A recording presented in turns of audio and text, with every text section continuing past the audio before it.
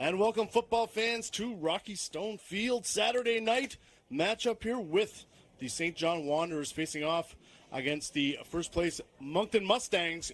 Chris Corey along with John Olenak, head coach of the Moncton High Purple Knights. And basically having coached half of the Mustang team here in the booth. Getting ready for this opening kickoff here in the MFL, Maritime Football League. Getting ready to lock horns. Going to be really the battle of the two perennial powerhouses here in the MFL. They have a long-standing rivalry going back a number of years. So, Johnny, big one here Saturday night. What are your thoughts on the matchup? Well, I took a walk through in the warm-ups, and I got to tell you one thing. Both rosters have rejuvenated themselves. They look athletic. They look keen. And, heck, it's going to be a great ball game tonight. Looking forward to it. Obviously going to be a game within the game here. Both teams big in the trenches. You're going to see some big bodies here on the offensive, defensive line here for both squads. But like you said, a lot of new faces here, especially for the Wanderers, getting a little younger and a little more athletic. Interested to see how they fare off here with the Mustangs as the Mustangs prepare to receive the opening kickoff from the Wanderers as we wait for play to be whistled in.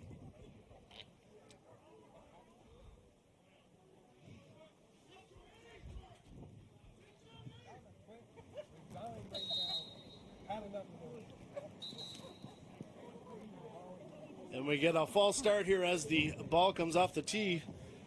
Braden Robinson getting ready to kick off here for the Wanderers. Really, kickoffs, a lot of hidden yardage here in special teams. And the importance of a good return here, especially to open the game. As the Mustangs receive it here about the 15. Nice couple moves. Oh, he's out to the sideline. Nice return there by Caleb Fogarty, number 20 here for the Mustangs. Good starting field position here for the Stangs. Almost to the 45. Let's see what they come out here with their high-powered offense. Mustangs have been averaging over 50 points per game here their first 4 games. And we're going to see David Patry under center. And a portion of admission proceeds will be donated to Chloe's Golden Guardians Dragon Boat team, who are competing in the Great Mountain Dragon Boat Festival, June 4th at Jones Lake. This festival is the main fundraiser for the Lions 6 Children Fund, which supports chronically ill children and their families. Get your 50-50 down by the gate. Mustangs go to the air right out of the gate. Oh, jump ball for Josh Hicks. Oh, incomplete. Couldn't come down with it. Pass is incomplete. Mustangs looking to go to the air right away. And that's one of your alumni right here out of the gate, Johnny. What would you see here, the opening snap? I thought it was great by the Mustangs to get things going, change things up with the snap count, a little bit of a stutter there, and going down the sidelines to 84. Thought it was a great call. Just the wind, ball drifted out of bounds a little bit, and unable to keep the feet inside the white lines, but the catch could have been made had it been in bounds. I like the play call out of the gate, try to stretch the defense here a little bit. Obviously the wind could be a factor, expecting a bit of rain possibly as well, so maybe looking to get some points on the board before things get too wet. As we get set here for second down from the 45. Again, the Mustangs, you can sort of key on Caldwell here, the H-back to the right of the line as they hand the ball off. Looks like that's to Fogarty. Oh, nice cut. It's going to be a first down here for number 20. As he takes the ball. Nice blocking up front here by O-line of the Mustangs. As they move the change here at Rocky Stone. We get set for first down once again. And again, the Mustangs big on that offensive line. Everybody's going to be close to 3 bills. As, oh, nice change of direction there by Fogarty. Saw something he didn't like, and he burst for the outside. Picks up a good 7 yards here or so on what appeared to be a broken play coming out of the backfield.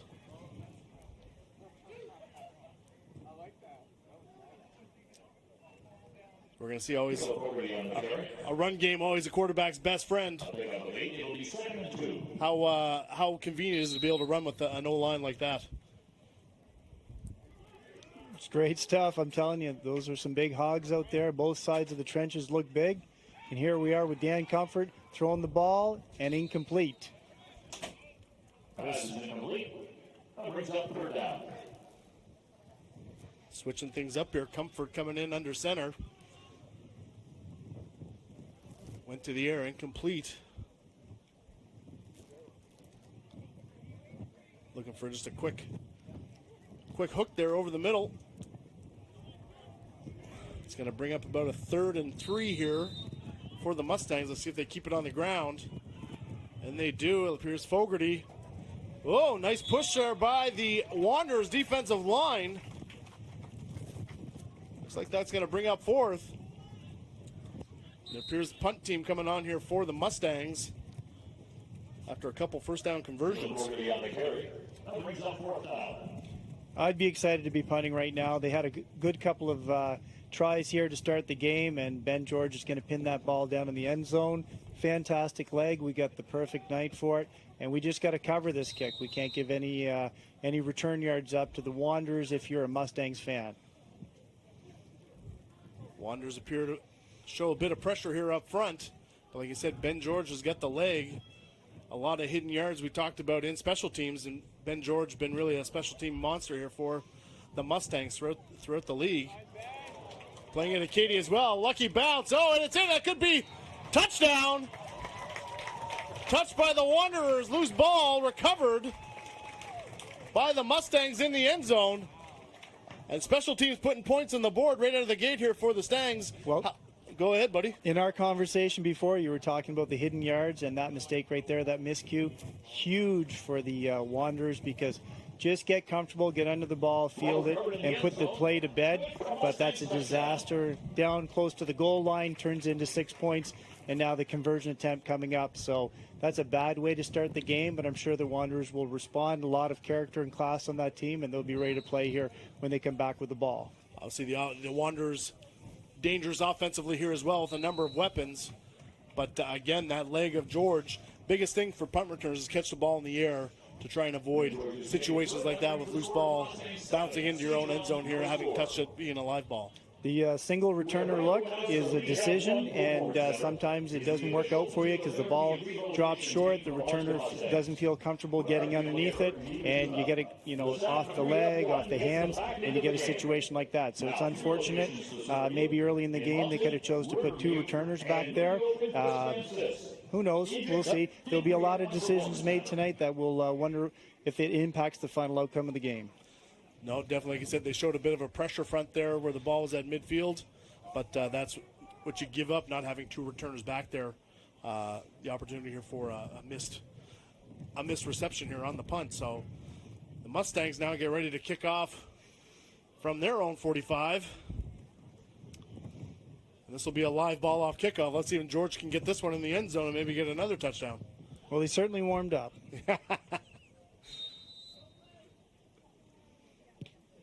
Oh, a bit of a line drive here from George. Taken by the Wanderers here at the 20. It's going to be Aiden Keefe. Bringing the ball out here just past the 30 here for the Wanderers, where they will scrimmage for the first time this game. So the Mustangs already up 7-0 here on the Wanderers. Interested to see how their offense is going to respond here against this big physical defense here from the Mustangs. I like the decision by the Wanderers to have Aiden Keefe back there. He's lightning. He's their jet player. He's got mojo, and on offense, he's a guy to watch today. So I like how he got that ball and got some positive yards on that kickoff return. That's right. North-south positive yards here on the return, as it looks like Binkowski under center here for the Wanderers, and he goes right back to Keefe. Nice pick up there, sitting in the zone. Out to about the 38. You familiar with some of these St. John players here as well through the Team New Brunswick under-18 programs that you're involved with here as well, Johnny? Well, yeah, back in the day, some of those guys I'm aware of, and also just coaching in high school football. There's a lot of names from St. John, a lot of great players that are suiting up for the Wanderers and having some fun. And I like that first down right there, a little pitch and little pass, little catch, get down, and it's a very manageable second down. Yeah, easy throw for the quarterback, get him involved here early in the game. And now, like you said, you can open up the playbook a little bit. 3 receivers to the wide side. Binkowski in a bit of trouble, trying to run out of it. Swarming defense here by the Mustangs. Binkowski tried to get some positive yards out of that scramble. Gonna bring up about a third and about, looks like it's gonna be a 2.5 or so. So big, really down 7-0 already. This is a big third down opportunity here for the Wanderers. You know, inside their 40 could be a big stop out of the gate here for the Mustangs. You get a bit of a two-safety look here. Saint John handoff inside. Gonna be close. Looks like they got the first. The Wanderers are indicating. Looks like that was Alex McDonald here out of the backfield. Good for Wanderers first down.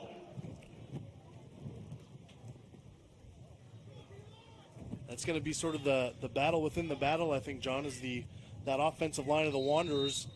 Moncton's got a big D line here. You got Dunstan, you got LeBlanc, you got Gabe St. Germain, and they've got a lot of guys they can rotate in there and stay fresh. What have you seen so far here in the trenches? I just think there's a willingness from the Wanderers to just stay cool under pressure and to mix it up, pass and run. So I think it's a beautiful play selection to date, and we're looking at a first down here attempt. Quick hitch out there to number 4. Oh, missed tackle. Some extra yards here. Adam Spurl, one of their big offensive weapons here for the Wanderers. Yeah, well, I spoke to some of the coaches from the Wanderers before the game, and they said he was a possession guy, and he just went out there and did that. That was an easy catch out in the flats, and by making a defender miss, easy yards after the catch. So beautiful. I like what the Wanderers are doing right now. They're not playing into the hands of the Mustangs. Yeah, I like Binkowski's getting the ball out of his hand quick, not letting that pressure get to him. You haven't seen anything downfield yet, but like you said, they could be setting up here for something. Bit of a split I formation here as a little hitch pass, swing pass out to the flat. And that's McDonald again from his tailback position. Maybe picking up a yard or so here on first. Mustangs were great. They rallied to the football there. We had a little swing pass there, and fantastic seeing the Mustangs move their butts, get downhill, and make that tackle, secure it for very little. Yep, I like that play selection there too by the Wanderers, getting your tailback out in space with some lead blockers ahead of them. But good tackle there by the Mustangs. So we come back here, a bit of a bunch formation to the near side. Oh, and a reverse to the short side of the field. That's going to be Keefe. A bit of a slot around. That was exactly how he was described when I talked to Travis McKenzie. He just said, you know, he's our jet guy and he's got the wheels. So them getting him the ball, getting him involved early is fantastic. He was good on that kickoff return. Now with the ball back in his hands, he's making the Mustangs move east-west. So let's see if they can plug up the middle with the threats that the Wanderers have been throwing their way so far. Like I said, the Wanderers have made the Mustangs defend every inch of the field here so far. Binkowski going to the air here again. Oh, and he's going deep. He's got a man. Oh, just overshot Joel Seal. But gutsy call there on third and short, taking the shot down the field basically for the 7 points. I think when you know you're going for it on fourth down, when it's a short like that, going to a journeyman guy like Joel Seal, he's a Swiss Army knife in this league. I think he's been an all-star on both sides of the ball, so it's good to get the old guy a shot down the sideline, but I think that they're going to come back here and mix it up on fourth down. I don't think they're going to be predictable at all. No, and like you say, I like the thought process there, taking your shot on third down when you know you're already going for it fourth and short, so opportunity there, just couldn't connect with Seal. Let's see with Binkowski if they keep it on the ground. And they do. Oh, good penetration. Let's see if he was able to bounce off here. McDonald, as head referee Andrew Bubar indicates first down.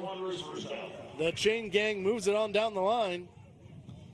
So big first down there for the Wanderers. Well, I like it. They're attacking all different parts of the Mustangs defense here. We're seeing some jet sweeps. We're seeing some deep shots down the sideline, and we're obviously seeing a willingness to run the ball between the tackles. So they're mixing it up, and it's great so far. And the Mustangs, they need to dig deep here, play their technique, and rip the ball out here if they're going to get a chance to stop them. Let's see if the Mustangs start sending a little more pressure here as Binkowski. Oh, there we go. As the Mustangs get to him. Looks like number 92, Gabe St. Germain. Yep, certainly he didn't get the big hit, but Binkowski's cool under pressure. That's the second time the Mustangs have been near him, and they got the sack this time. There was no gain, and you know what? It just makes it a little bit easier for the Mustangs here to be in second and long, and we'll see what happens because the Wanderers have been doing a great job mixing it up, and we'll see what the Mustangs do to defend it. Yeah, Wanderers in a bit of a 2-by-2 set here as Binkowski on the move out of the pocket. Oh, good angle. Throws the ball. Ooh, dangerous pass. Nearly intercepted. As the referee, Andrew Bubar's down on the play as well. But good job there by the Wanderers getting Binkowski out of the pocket here after that pressure. Absolutely. They went for a rollout, but there was a great fill there by the Mustangs linebacker. I didn't catch the number on that, but the Mahomes-esque type throw on the sideline, a little too dangerous for my taste, but you know what? The Wanderers didn't come here to hang out. They come here to play ball. Now it's third and long. That's sad. I'd much rather see him throw that away incomplete where he's outside the pocket as opposed to trying to force it in there. But Jamie Gallant, that from his linebacker position, I believe number 7, good pursuit on Binkowski. And they go quads to the wide side of the field here. 4 receivers to the top. Binkowski back to throw. A quick little out. And he's going to Keefe. Nice little move there. Is going to pick up a few yards they lost, but still going to be short of the first down here. Going to bring up 4th and about 3. Yeah, it's going to be interesting. I don't see a kicker on their roster, and I think they've definitely shown a tendency to go for it on 4th down, especially being inside the 30-yard line. So it'll be interesting to see what the Wanderers do to try and continue this drive. Are they going to go for it all from here or just try and pick up a couple of yards and continue this long grinding drive that if you look at the clock in the first quarter here, we got about 5 minutes to go. So Wanderers have certainly controlled the clock. Binkowski again. A couple of crossers here over the middle. He's got completion to number 80. Nick Knoll. Big body receiver. Yeah, he's a veteran in this league. He's born in 91, so that's going back a few days. But I'll tell you, the quarterback play for the Wanderers, cool under pressure. I didn't like what he did on the sideline, that, like I said, that Mahomes-esque type play. But here we are, and are we looking at a flag? Could be a hold call. Going to negate that completion here by the Wanderers and make that 4th down decision a little a little trickier here. Not 4th and 3. You're going to be 4th and a ways. So if you don't have a kicker,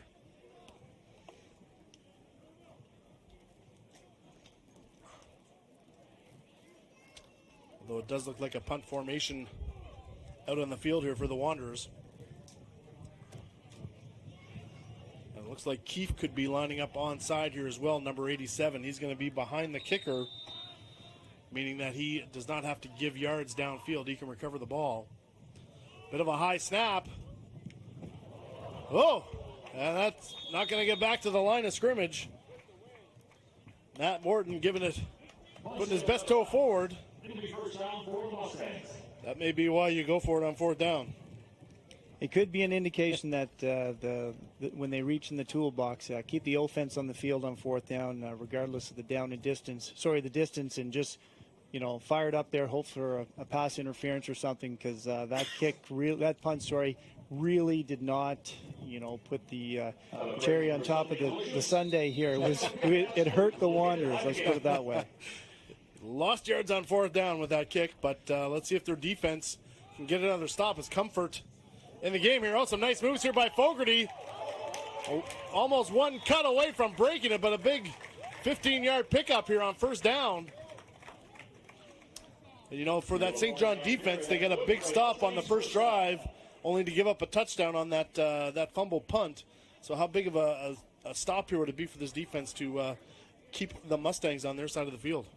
Well, they got a jackrabbit for the Mustangs here. That guy can run the ball and make cuts, so it's going to be hard for the Mustangs. The Wanderers. They're going to have to fill their gaps because that guy, when he sees something he doesn't like, he takes a move left or right fast. Max protection here for the Mustangs. Oh, ball out. Dangerous. Number 21 here for the Wanderers. McGarvey had a beat on that pass to Hicks. I don't know if he read Comfort's eyes there, looking to go to his favorite receiver, but he sort of jumped that quick out route. Well, what I like about the end of the play there is how Josh Hicks came back and became the defensive back, so there wasn't a possibility for a turnover there. So classy player and a really heads-up play. Back to the ground here for the Mustangs. Fogarty juking and jiving. The Wanderers able to get him in the backfield. Going to be the first negative play here for the Mustangs on second downs. That's going to bring up third and about 11. Therefore, bringing up a big third down here as, like I said, Fogarty unable to juke out of that run. I think you're allowed one cut in the backfield. That's a few too many for my taste. And, number 22 had a beat on him for the Wanderers here. You can see the Wanderers really, playing an 8-man box here. A lot of pressure up front and a reverse to Hicks. Great runner in the open field. He may have got across the 40 for a first here. Let's see where it's marked, and that is it. First down, Mustangs.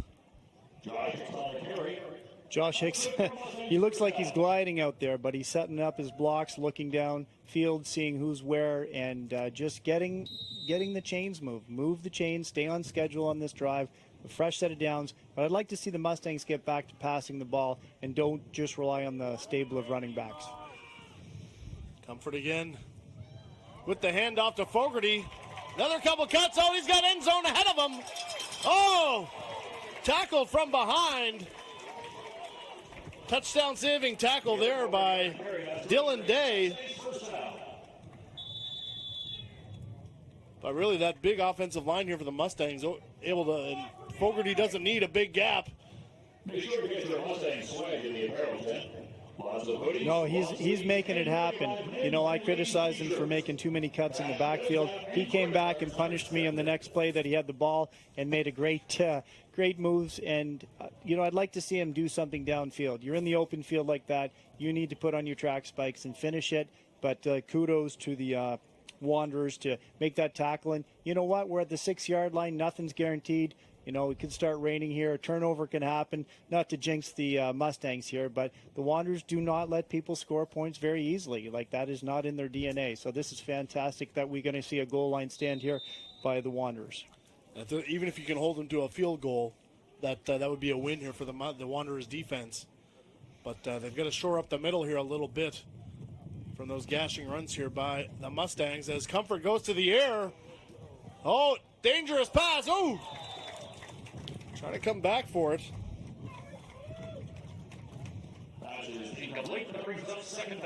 Can't tell if that was Jamie Gallant or no, that would have been Tyler Ivany, I think. Yeah, Tyler Ivany, he's down at St. Avex in Annie Ganesh in the fall. Last fall he was down there, so this would be his second year coming up down there. And you know what? There was a lot of hands and grabby action in the end zone, but I feel he's got to fight for that ball. The ball's in the end zone, go get it, and no excuses. So, Tyler, you got to make that catch, brother. Talked about coming back to the ball there. Like you said, could have been a little dangerous. Back to Fogarty here on the ground. Tough sledding this time. Ooh, and a late flag. Oh, that's going to take the Mustangs back 15 yards here, I believe. But a good stop by the Wanderers defense. I think that's a cheap shot by the Mustangs here. We're on the 6-yard line. Things are under control, and all of a sudden there's a late hit on somebody. I guess in the old days we'd call that pile watching for whatever reason, and you're picking on a tourist. That's not the way the game's played. And all of a sudden the Zebras are talking to the other team, and you're going to be moving backwards towards your own goal line. So very selfish play there by the Mustangs when being so close to the end zone, it was just a matter of time before one of your big guns lit up the Wanderers here and scored for 6, or at least Benny G a very, very easy field goal. So we'll see what happens here. That was one of your alumni too, Brandon Caldwell, Johnny. Absolutely, and I'll tell you, Brandon Caldwell, I learned a lot about coaching by coaching him for the 3 years he was there. He was there 07, 08, 09, and Brandon Caldwell, as a high school football player, permitted me to grow a lot as a coach and as a human being working with these young men. So hopefully that's just a one-off for Brandon today, and then he gets his head back in the game and makes positive plays for the Mustangs. I actually like that play. He basically had the kick-out block, got cut block, got back up, went second level looking to finish off the run. Unfortunately, he was ruled down. Sometimes it's hard to put on the brakes when you're 300 pounds going in motion, but again, a big part of this offense, and a guy who played D-line at Katy as well. As he goes to the air, nobody home. Looked like he was going for Hicks on a bit of a corner route here in the end zone. Yeah, I think they got tied up in the end zone. The coverage was tight, and just trying to get some separation at the end, at the top of the route. I think some feet got tied up. Who knows? If I was wearing blue, I'd certainly do my best to make sure that black doesn't score in the end zone. So, by any means necessary, keep them out of the end zone. And now we're looking at a 4th down attempt. We do have what I would consider the best foot in the East with Ben George kicking a field goal, and I would bet donuts to dollars that there will not be a fake attempt here. We're looking to split the uprights if you're the Mustangs, and the Wanderers, you know what, they're just hoping for a fluke to get a hand on it, tip it, do something. But otherwise, this should be sailing through the uprights. And like we said, after that touchdown-saving tackle there by Day, if they can hold them to a field goal, a win for that defense, as George trying to catch a signal here from the ref. Looks like he may have missed wide. There could be a single here, they're indicating. Yeah, it's a single. The referees on the goal line said wide right, and in fact, I'm shocked here because I thought that would be a no-brainer, easy peasy to go through the uprights, but I was wrong. So now the Wanderers are going to take over, and wow, I'd say there's some moral victories here for the Wanderers, because even though the Mustangs are winning on the scoreboard, it's just really a mistake by the Wanderers early on for that big lead for the Mustangs right now. So, you know what? If I'm lining up and I'm wearing the blue and the yellow, I'm fired up to go kick some butt. Well, that's these guys were fired up from the get-go. Again, really the two perennial powerhouses here in the Maritime Football League. No strangers to each other, and usually the most physical games of the year here in the Maritime Football League when these two get it on. As we see Binkowski back to work, going back to Keefe. Again, just a little hook in the zone. Oh, and still on his feet. Positive yards after the catch there by Keefe. I love the second effort. Keep the legs going. I wish his teammates would have kept blocking for him, but guess what? A very, very easy throw, a very easy catch, and heck of an effort to gain those extra yards here. So kudos to them to come out on first down and not get lulled into this run, pass kind of formula that some teams have. Let's go. And kudos to the Wanderers for doing that. Good drive starter there for the Wanderers as they go quads to the top side of the field here to the wide side. 4 receivers up high, but he's looking for man-up coverage on Seeley, which he gets. 4 defenders to bring him down, but looks like he has enough for the first. I love what the Wanderers are doing here. We're going quads to the field, and they know that the Mustangs are going to be in single coverage. Check the leverage out, and that's an easy throw from a very, very good quarterback. So, Nick, I'm going to mask your name, Binkowski. I hope I got it right. And obviously to Joel Seal making the catch. So 2 veteran guys for the Wanderers who've played in a ton of these games and making it happen on first down. And here we are, first down again. Yep, and a good read there by Binkowski. Saw he had single coverage. Manned up with Seeley down low, away from the quads as they go back to a bit of a more, motioning back to the quad, same formation, single back in the backfield. Binkowski to throw again. Ooh, short hops. Let's see if that touched the ground. Looks like they're waving that off. That may have bounced into Keefe.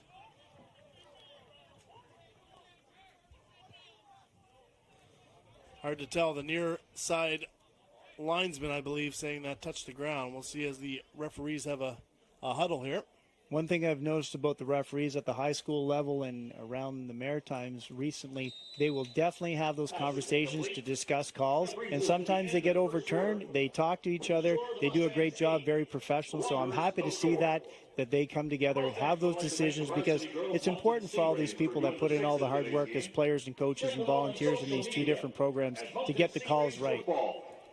That's right. Like you said, the referees doing a great job here. A lot of them do, like you said, the senior league as well as the high school and the university league here as well. So certainly glad to be back on the field and getting ready for the fall here as well, keeping their skills sharp.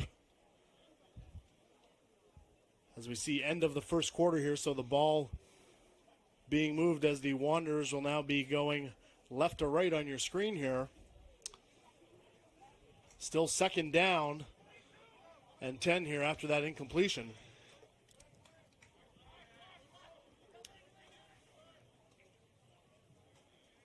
So the Wanderers in a bit of a 23 set here. 2 receivers to the left, 3 to the right. As Noel now motions back in, so even set, 20 by 20. It could be a free play as he takes a shot deep. Oh, through the hands of Carr. Pass is incomplete. Flags down here, so. Cody Carr, known for his hands, but that was just a bridge too far. That was a little bit too much for him. So it's interesting here. They're both teams are using that strategy to try and draw the other team offside, and obviously they have it built into their offensive systems to try and take advantage of it when it does happen. So very good coaching level going on in the field here tonight for those that are watching at home. And like you said, changing your snap count at the line, good way to sort of slow down a good pass rush here by the Mustangs by not allowing them to tee off here on your snap count. So let's see as they got a free 5 yards there on that play. Binkowski through the air again, flagged down on the near side, on the far side. But that ball swatted down. Number 1, Zach Cormier. Big Z, fantastic play. I know Zach Cormier from the Football New Brunswick U18 program. He was there when I was a member of it as a coach. I was on the coaching staff. He was obviously a player. Big Z, great human being, big heart, fantastic football player, and I'm happy to see him out there making plays and flying around here in the black and red.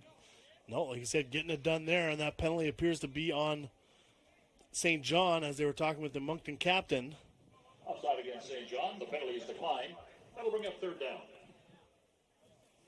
So now 3rd and 5 here for the Wanderers. Like you said, this could be 2-down territory based on the result of their last punt. So, like you said, they could have maybe take a shot deep here again and try to pick it up on 4th. Let's see the strategy. So 3 receivers up top, 32, and that's where Binkowski's looking. Oh, he's going. Oh, he had a corner with Keefe. Unable to connect. Pass is incomplete. That'll bring up 4th down.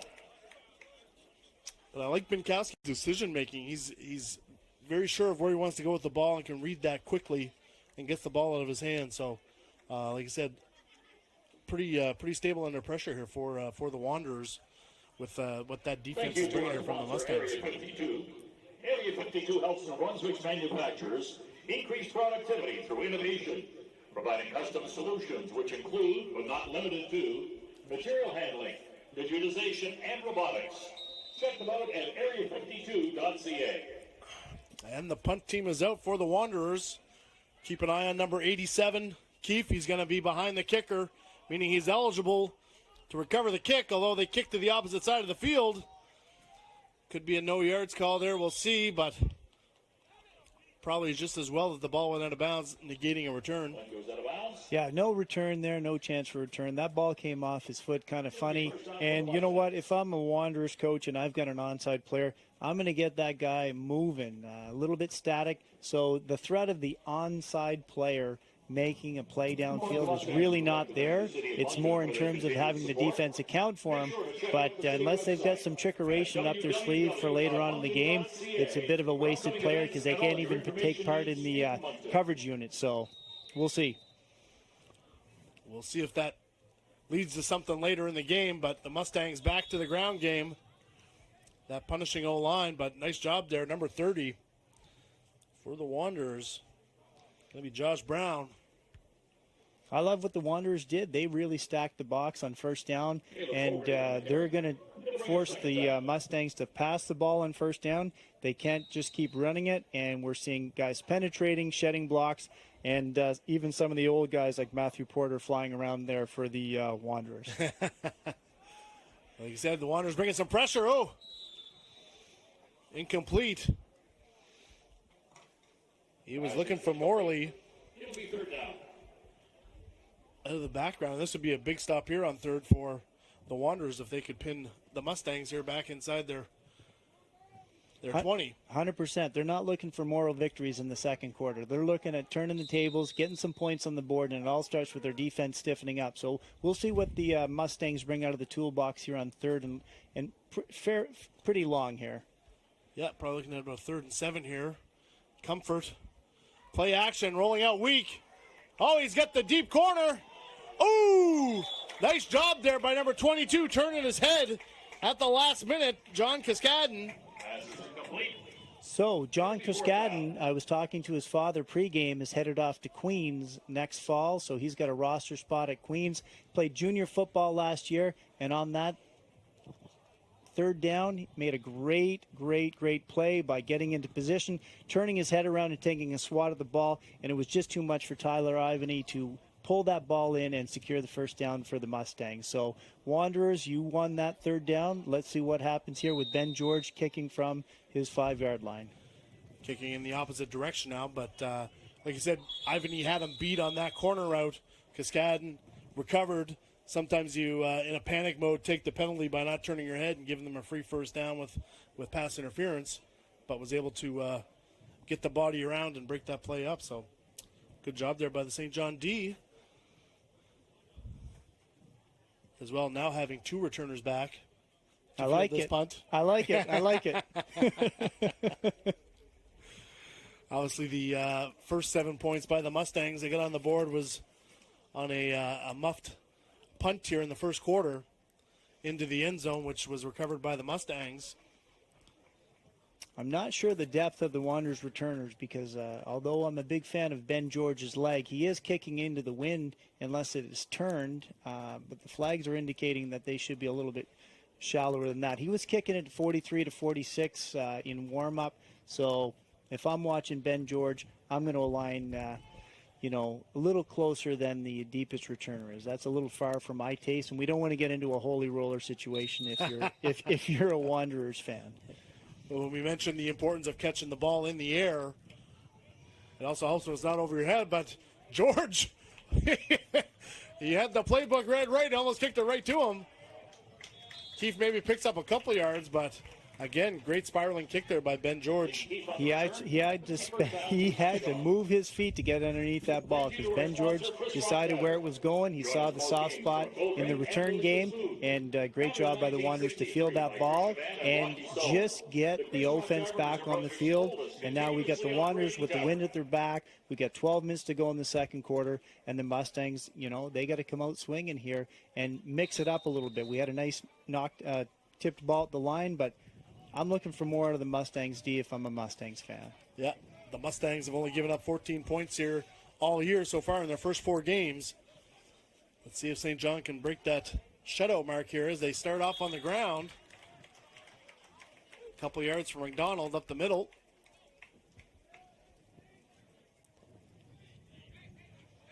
Like I said, we'll see if the Mustangs start bringing some pressure here with some linebackers from second level. Let's check out this last play. Well, we've got the ball coming down the pipe, and Big Z, which to the rest of the world would be Zach Cormier making that tackle. So you keep it under 4 yards and first down in 4-down football, and you're doing great on defense. So 2nd and 8 here for the Wanderers. Binkowski trips to his left here, the wide side of the field. They're going to run behind it as McDonald gets a couple nice blocks. Picks up a good 6 yards or so. I like it. I like how they formationed into the boundary here, and they've got to respect Joel Seal to the wide side of the field. So Mustangs got to go with 2 guys deep, 2 guys to the wide side of the field, formation to the boundary, and we see a positive, real positive play for the Wanderers on the run game here with number 10, Alex McDonald, who's done some positive things in this first half today. And like I said, the Wanderers have really sustained a couple drives here and kept that defense on the field for a period of time. And now going to the run game.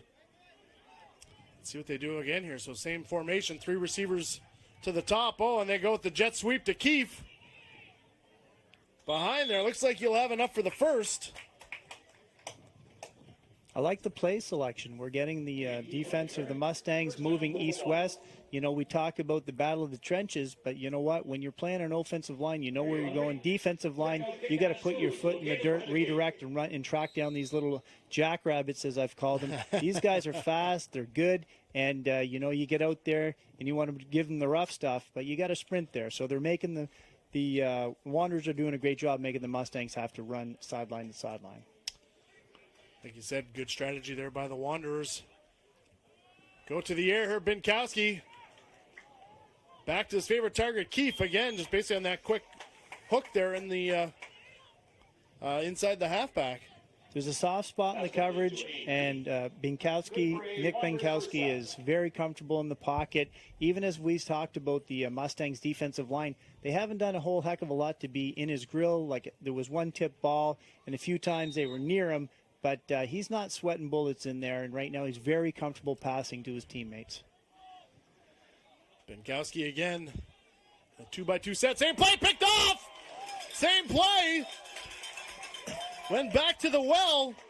That's going to be Ryan Cormier and a Tantramar. Well, rookie middle linebacker. Sorry about that. Ryan Cormier was wearing 42 for the Titans before turning to the black and the red here. Just talking to his dad, Isaac, pregame. Excited about his participation with the Mustangs.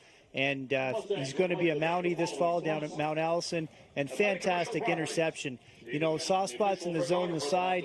You read the quarterback's eye, step in front of it. Great play by young Ryan Cormier. Show it to me once, show it to me twice, show it to me 3 times, 4th time. Intercepted. Oh, as they go back to the ground game.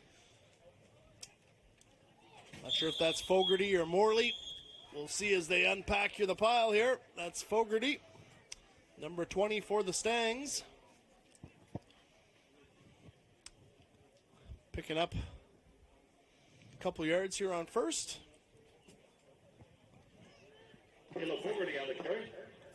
Seems like both teams are playing the wind here, and running into the wind is what the Mustangs are up to right now. But we'll see what happens on the second down. Like you say, no safety really here for the Wanderers. Oh, nice play out of the backfield to Fogarty in space. He could go. He was manned up with a safety, and he's gone. Bam! Big play by the Mustangs. Touchdown. I love it. Zero coverage. We get a quick pass out there. Caleb Fogarty catches the ball, and it was a convoy of Mustangs into the end zone. Really heads up not to block anybody from the side or behind any cheap shots. Just get in the end zone, get the 6 points that the offense actually earns. So great job by the Mustangs. Unfortunately for the Wanderers, you got to make those open field tackles, and you got to rally. You go cover zero, you got to hit home, and you got to hit home fast. You talked about the difficulty of throwing into the wind there. That was really a short pass that Fogarty turned into a long run. On the stat sheet, though, it's a pass and it's a touchdown, and I'm sure that Dan Comfort and the quarterback club over there for the Mustangs are going to celebrate that one. They'd be happy about that one. That they would. Ben George puts the extra point through, bringing it to a total of 15 points here for the Mustangs with 8:33 left in the first half. I feel the wind picking up, so it's going to be an interesting kickoff here. Let's see if the Mustangs have got any strategy on maybe where they want to drop this down, try and recover it, or put some pressure on the Wanderers in terms of a return game, because it's not always just, kicking it long and seeing what happens. Move the ball around on the grid when you're kicking it off. Force the Wanderers to, have to change their blocking angles. So let's see if the Mustangs are up to the task on changing up their kickoff so their coverage can really get down there and limit the Wanderers' return game, because they've got some studs back there. Like you said, you got a 2-score lead here now. Let's see if they do go a little short with this kick, hoping to maintain possession, or are they going to let George, who's definitely got the leg, to kick it away? And he does kick to the end zone. It's a live ball brought out by the Wanderers. As there's some banging going on down there on the field, lots of hard hitting. Even after the play, and that's going to cost a few yards. As a few scores being settled on special teams. Well, we had the kick. He put it in the end zone and limited it to about a 20-yard return. I think they have it spotted at the 18-yard line right now. But the trouble is you have to cover those kicks. So Ben George kicks the laces off it. You got to cover, get down there, get the ball carrier, the returner to the ground, and no flags. So I don't like having zebras just talking and deciding my fate as a high school head coach. So we'll see what happens here if the extracurricular was on the black and red or if it was on the blue and the yellow here. That was on the black and red, I'm quite certain. Offsetting.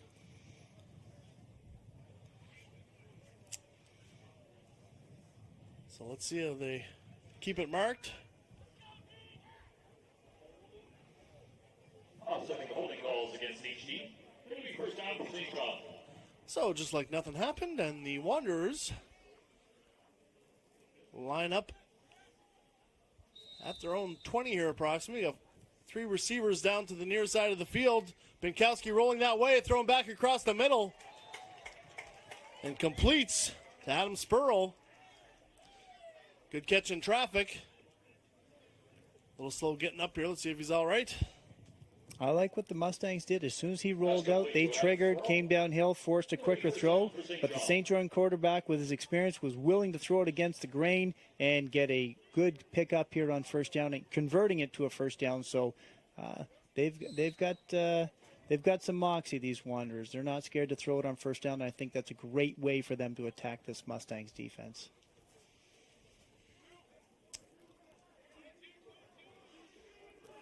Let's see, we got 7:40 left in the first half. Binkowski off to the ground here. McDonald. Nice flow there by the Mustangs, limiting him to a short gain. Your boy Big Z.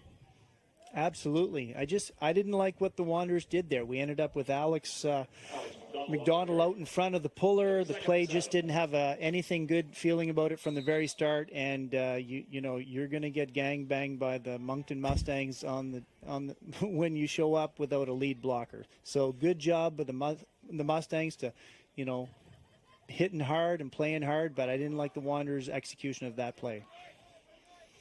McDonald thought his pulling guard there, Dean Devon, may have been out ahead of him, but he beat him to the hole.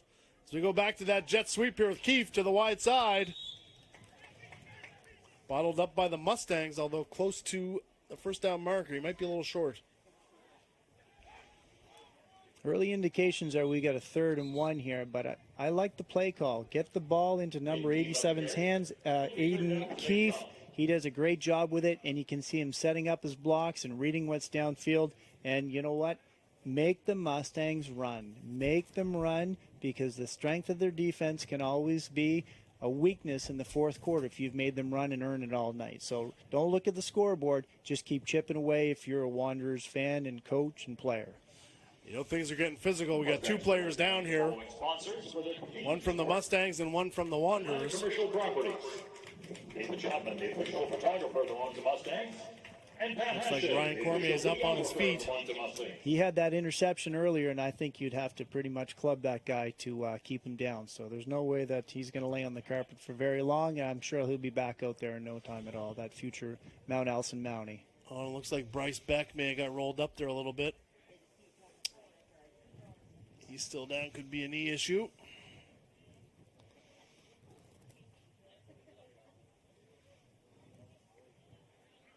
I think the trainer's calling for 2 people to cart him off the field. So hopefully it's just something temporary, that a little bit of rub some dirt on that knee, get him a glass of ice water, and get him back out there in no time. So hopefully it's nothing serious, because all these boys have to go back to work on Monday morning. Well, and that's the thing that some fans may not realize, like you said, if you blow an Achilles or an ACL or something, right, you still got to show up on work on Monday. There's no injury insurance here, so hopefully he's all right, whether he can return to the game or not. But and some discomfort coming off the field here, so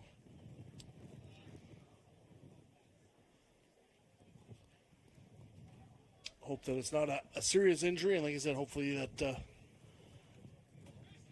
something that can be tended here too. And that's going to leave a big hole here in the offensive line for the Wanderers. Especially on a short yardage situation to have a new offensive lineman in there. Yes, we got Keefe in motion. Good way to read the defense. Oh, good penetration by the Mustangs. Had McDonald in the backfield, able to get out of it. Hate to be critical, but we're not executing on those type counter plays. So I'd like to see them cleaner. Obviously, the ball carrier was able to make a one-on-one situation turn his way. But if the Wanderers get that stuff sorted out, I think it could mean a much different third quarter. Because that inside run game, those counters and pullers and trappers, they get in sync. It could be big for the Wanderers in running that ball. Yeah, well, big first down here as the clock continues to run here on the first half. Wanderers trying to get on the board possibly before halftime. Back to the ground game. Oh! Stacked up there by Cormier. And I want to say big number 96, Ben Dunstan. Alex McDonald on the carry. Second down. It's just we've got great technique from Zach Cormier coming off the edge. He's unblocked. He's reading it 50-50. He's making sure the QB is handed the ball off, and it's just an easy tackle in the backfield. So good technique by the defensive end playing the edge there, Zach Cormier for the Mustangs. And the Wanderers, maybe come in, put a body on him, slow him down, keep him away from the point of attack because he's been really active in the first half. Said the Mustangs starting to blitz a little more here from second level. Binkowski sits over the middle. That's Carr. That was complete to Cody Carr. Yeah, it's great. They'll throw that ball. They don't mind the short pickups. Quarterback is comfortable. He knows where his boys are. I think there's great chemistry on this Wanderers offense because they're sitting in the soft spots, they're sitting in those zones, and they got their numbers facing the quarterback. The quarterback can see them probably winking at each other and laughing, picking up those small catches after the very short throws. Wanderers call a timeout there. A good play by Binkowski. That looked like his second or third read as he was looking out wide. Came back to his progressions and was able to pick up some positive yards there with Carr. Yeah, he was willing to use his athleticism to leave the pocket to his right and, find his check down. So it's great play calling by Travis McKenzie, a good friend of mine coaching in the Saint John area. St. Max Saints, is that it? Well, yep. I hope I got it right. St. Max, there we go, St. Malachy's. I hope I got it right or else he's going to burn me up on social media. Don't want to be getting those hate texts. I'd say red and white, but most teams in Saint John have chosen those as their home colors, so it doesn't help you very much. There's a few of them. But Binkowski's been very impressive under center. He's also played as a slot receiver as well here. Multi-talented for the Wanderers, so. He has a cannon. He triggers and he goes. And the shorter the throw, the easier it is to pick up first downs and easy catches. So fantastic for the Wanderers. I'm not sure what was going on quarterbacks before, but I like this guy. Like you said, he's got the physical ability to execute, but like you said, impressed too with how he sort of read the defenses so far and really been able to make the right play here, decision to where to go with the ball. So he's going to have bunch receivers to the right. He runs behind them. Little lob pass to Keefe, too far. I think they got a little bit too cute there. They went formation in the boundary. They had a little bunch action going on there. They had clearing routes. Everything was right. But you know what? The Mustangs were coming. They were in his face. and the throw was just a little bit high. So that's like an example of the Mustangs' defensive line and their pressure unit doing their job. Although they didn't touch his uniform, they certainly affected the throw. And now we got 4th and inches, which is critical. Like you said, we'll see if we see any type of QB sneak or anything here, maybe by formation. But like you said, that defense really forced Binkowski to throw that before he wanted to, which affected that poor throw and incompletion. So 4th down on 1. Fake the jet sweep to Keefe. Oh, Binkowski's going to get it. Oh, and he does get to the sideline. They had the formation into the boundary. They brought their QB. He didn't even get rid of the ball. I like that. I don't like an exchange on 4th down and short like that, because the sooner you can get moving towards the goal, line of scrimmage. Line of scrimmage. Thank you very much. We're able to pick up that 1st down and no exchange. So great job. And the Mustangs were close. Zach Cormier almost had that shoestring tackle in the backfield, which would have resulted in a turnover, but it wasn't meant to be. So 1st down here for the Wanderers. That moves the chains. Clock still running here. 3:29 in the first half. The Wanderers at the Mustangs 50. Nice completion to Noel there. So he gains another 5 yards or so. Looks like moves the chains with a 1st down.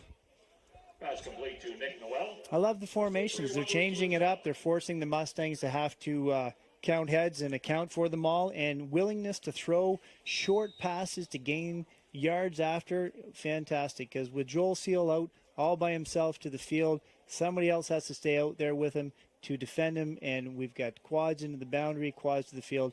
It's great. Every play here we're seeing a different formation by the Wanderers. And he's done a good job of spreading the ball around here as well. Completion for Noel. Oh, and Binkowski moving the feet. Oh! Almost a miracle catch there by Keefe, but good job by Binkowski stepping up in the pocket there from the pressure. They certainly seem unfazed when something doesn't go right for them, and I like that. It shows good chemistry and faith in each other, because the quarterback could have kept running it here, Binkowski. He chose to pull the trigger, and I didn't like the throw because the coverage was tight. The Mustang player was plastered all over him, I guess, in that situation there. So I thought he should have just kept going with his feet, with his wheels. But you know what? It's 2nd and 10, and the Mustangs have to defend every inch of this field. That is correct. They've been successful with that so far. Pitching the shutout. Bunch formation to the top of the field. Counter handoff inside for a couple yards here to McDonald.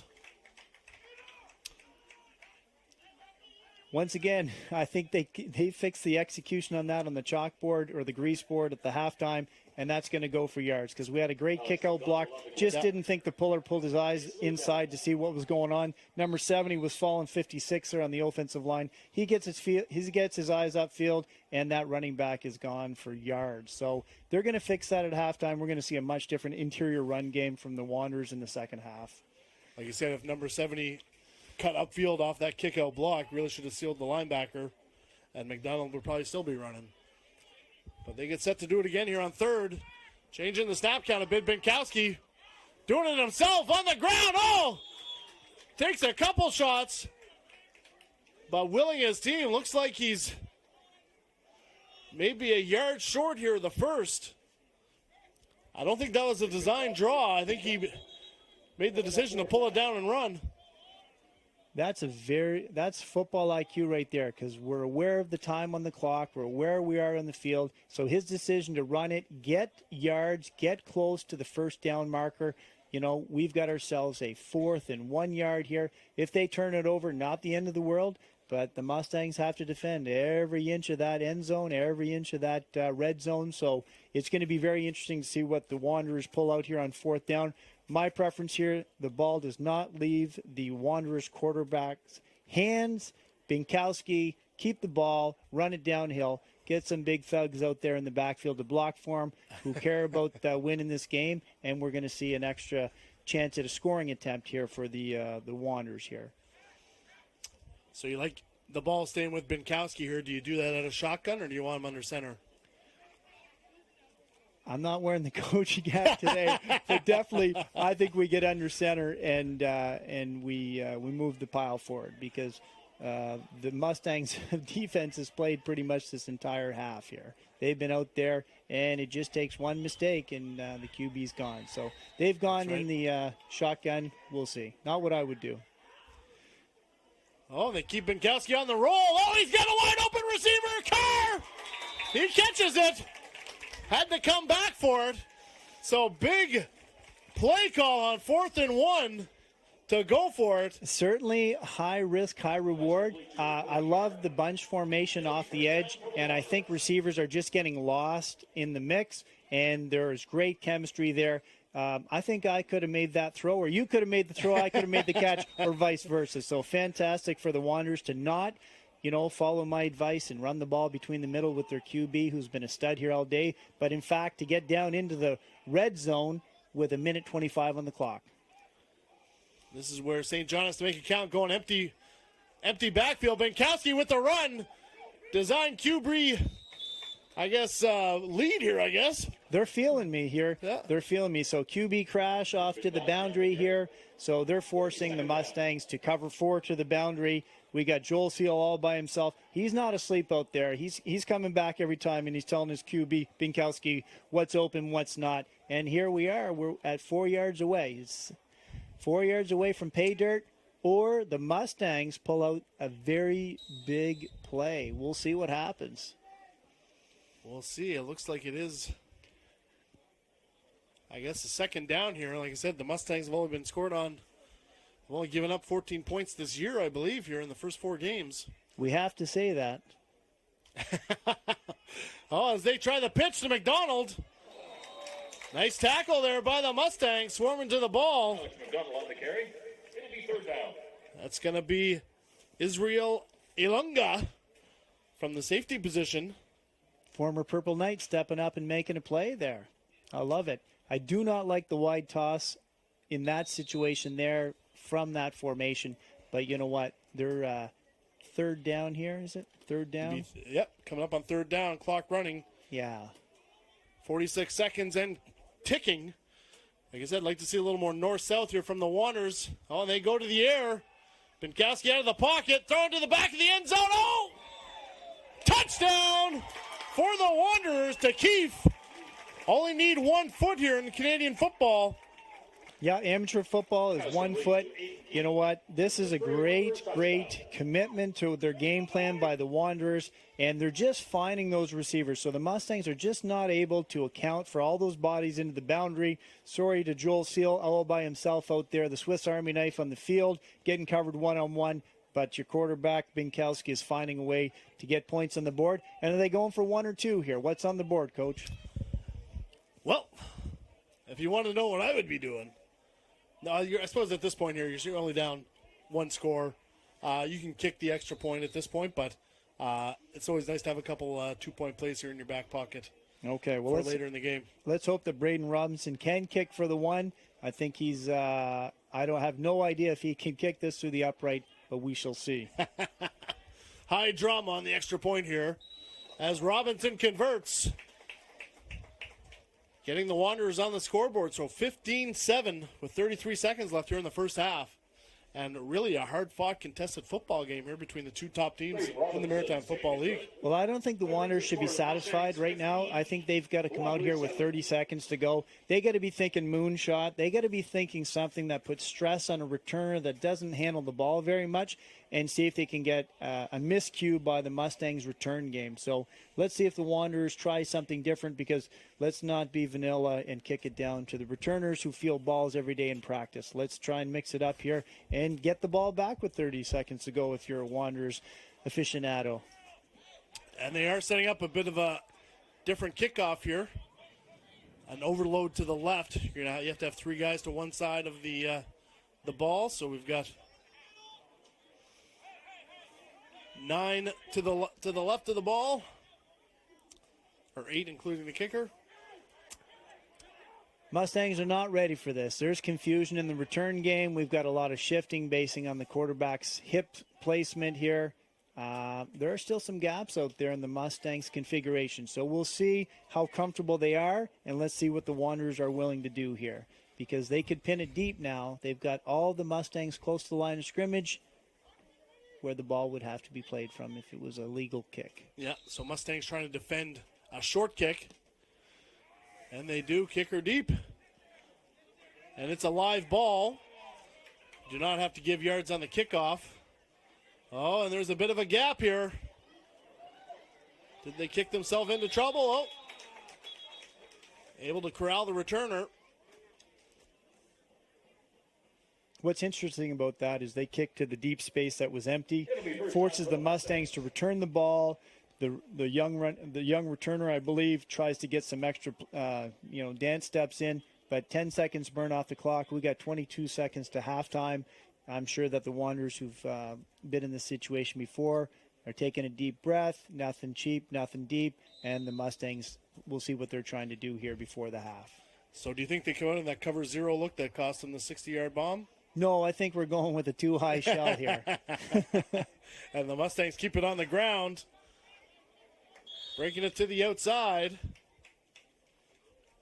That's not a big deal in Canadian football to have a positive first down with 22 seconds to go. So, we got Cam Morley taking the ball, getting out of bounds, which he did stop the clock, which is good.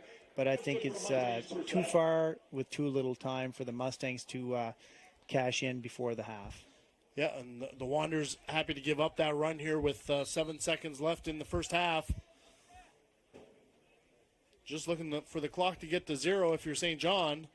Comfort back. Oh, he is going to throw. Puts it up deep over the middle. In between two Saint John defenders as we hear the final buzzer for the first half.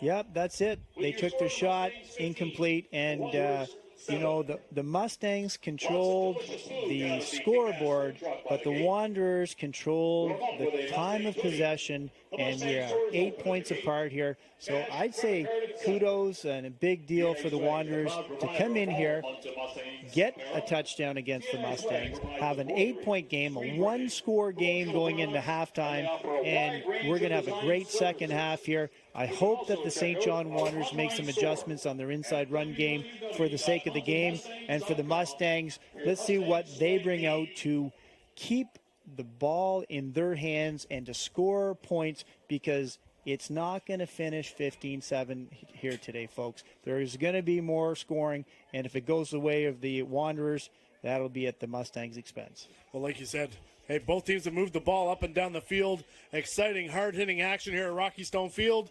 We're going to step out for halftime, come back for the second half. Going to be a great one. Wanderers Mustangs here in Moncton. We'll see you after the break.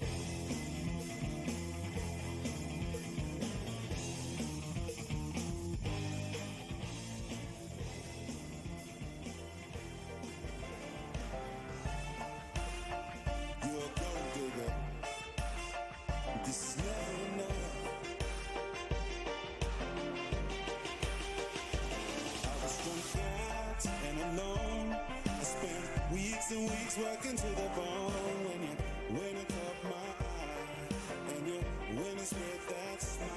I admit, yeah, and then took the hook, line, and sinker, yeah. After just a drink or two, I knew exactly what to do. But every kiss went to a crisp when you insist love don't exist. How could I miss you, gold digger? How could I miss you, gold digger? But you couldn't resist another paycheck on your list. How did I miss you, gold digger? How did I miss you, gold digger, gold digger, gold digger?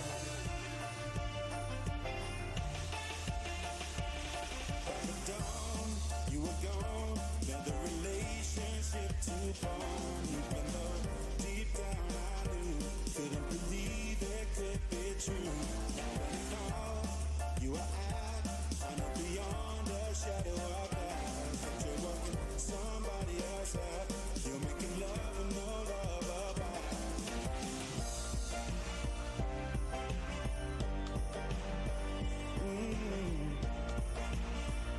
It's never enough. But every kiss burns to a crisp. When you insist love don't exist. How could I miss you, gold digger? How could I miss you, gold digger? I'm feeling this, but you couldn't resist. Another paycheck on your list. How did I miss you, gold digger?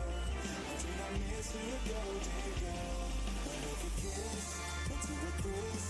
When you insist love don't exist. How could I miss you, gold digger? How could I miss you, gold digger? I'm feeling this, but you couldn't resist. Another paycheck on your list. How did I miss you, gold digger? How did I miss you, gold digger? You couldn't resist. Doesn't exist. Doesn't exist. You couldn't resist.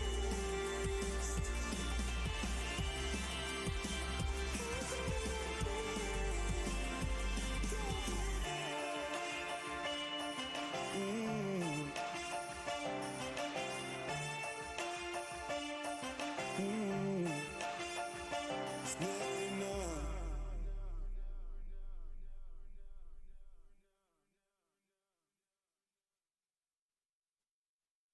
Hey, got time to listen. I'm infected by a funky disposition. Let me tell you now whatever you're doing. Better get up on the floor and get to moving. Oh yeah, can you feel the funk? Yeah, can you feel the funk? Yeah, say 1, 2 times and I feel the funk. Yeah, can you feel the funk? Yeah, can you feel the funk? Yeah, can you feel the funk? Yeah, say 1, 2 times and I feel the funk. Yeah, oh yeah, oh yeah. Feel me now? Can you feel me now?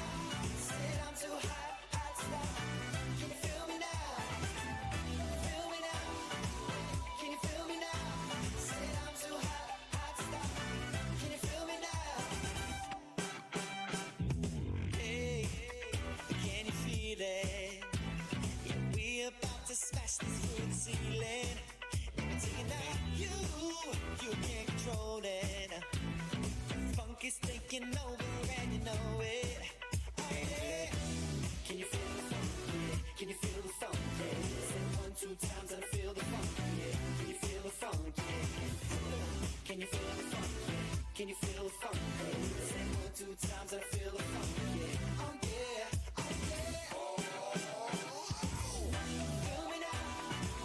Can you feel me now? Said I'm too hot, hot stuff. Can you feel me now? Feel me now? Can you feel me now? Said I'm too hot, hot stuff. Can you feel me now? If you can feel the funk, then you gotta get up.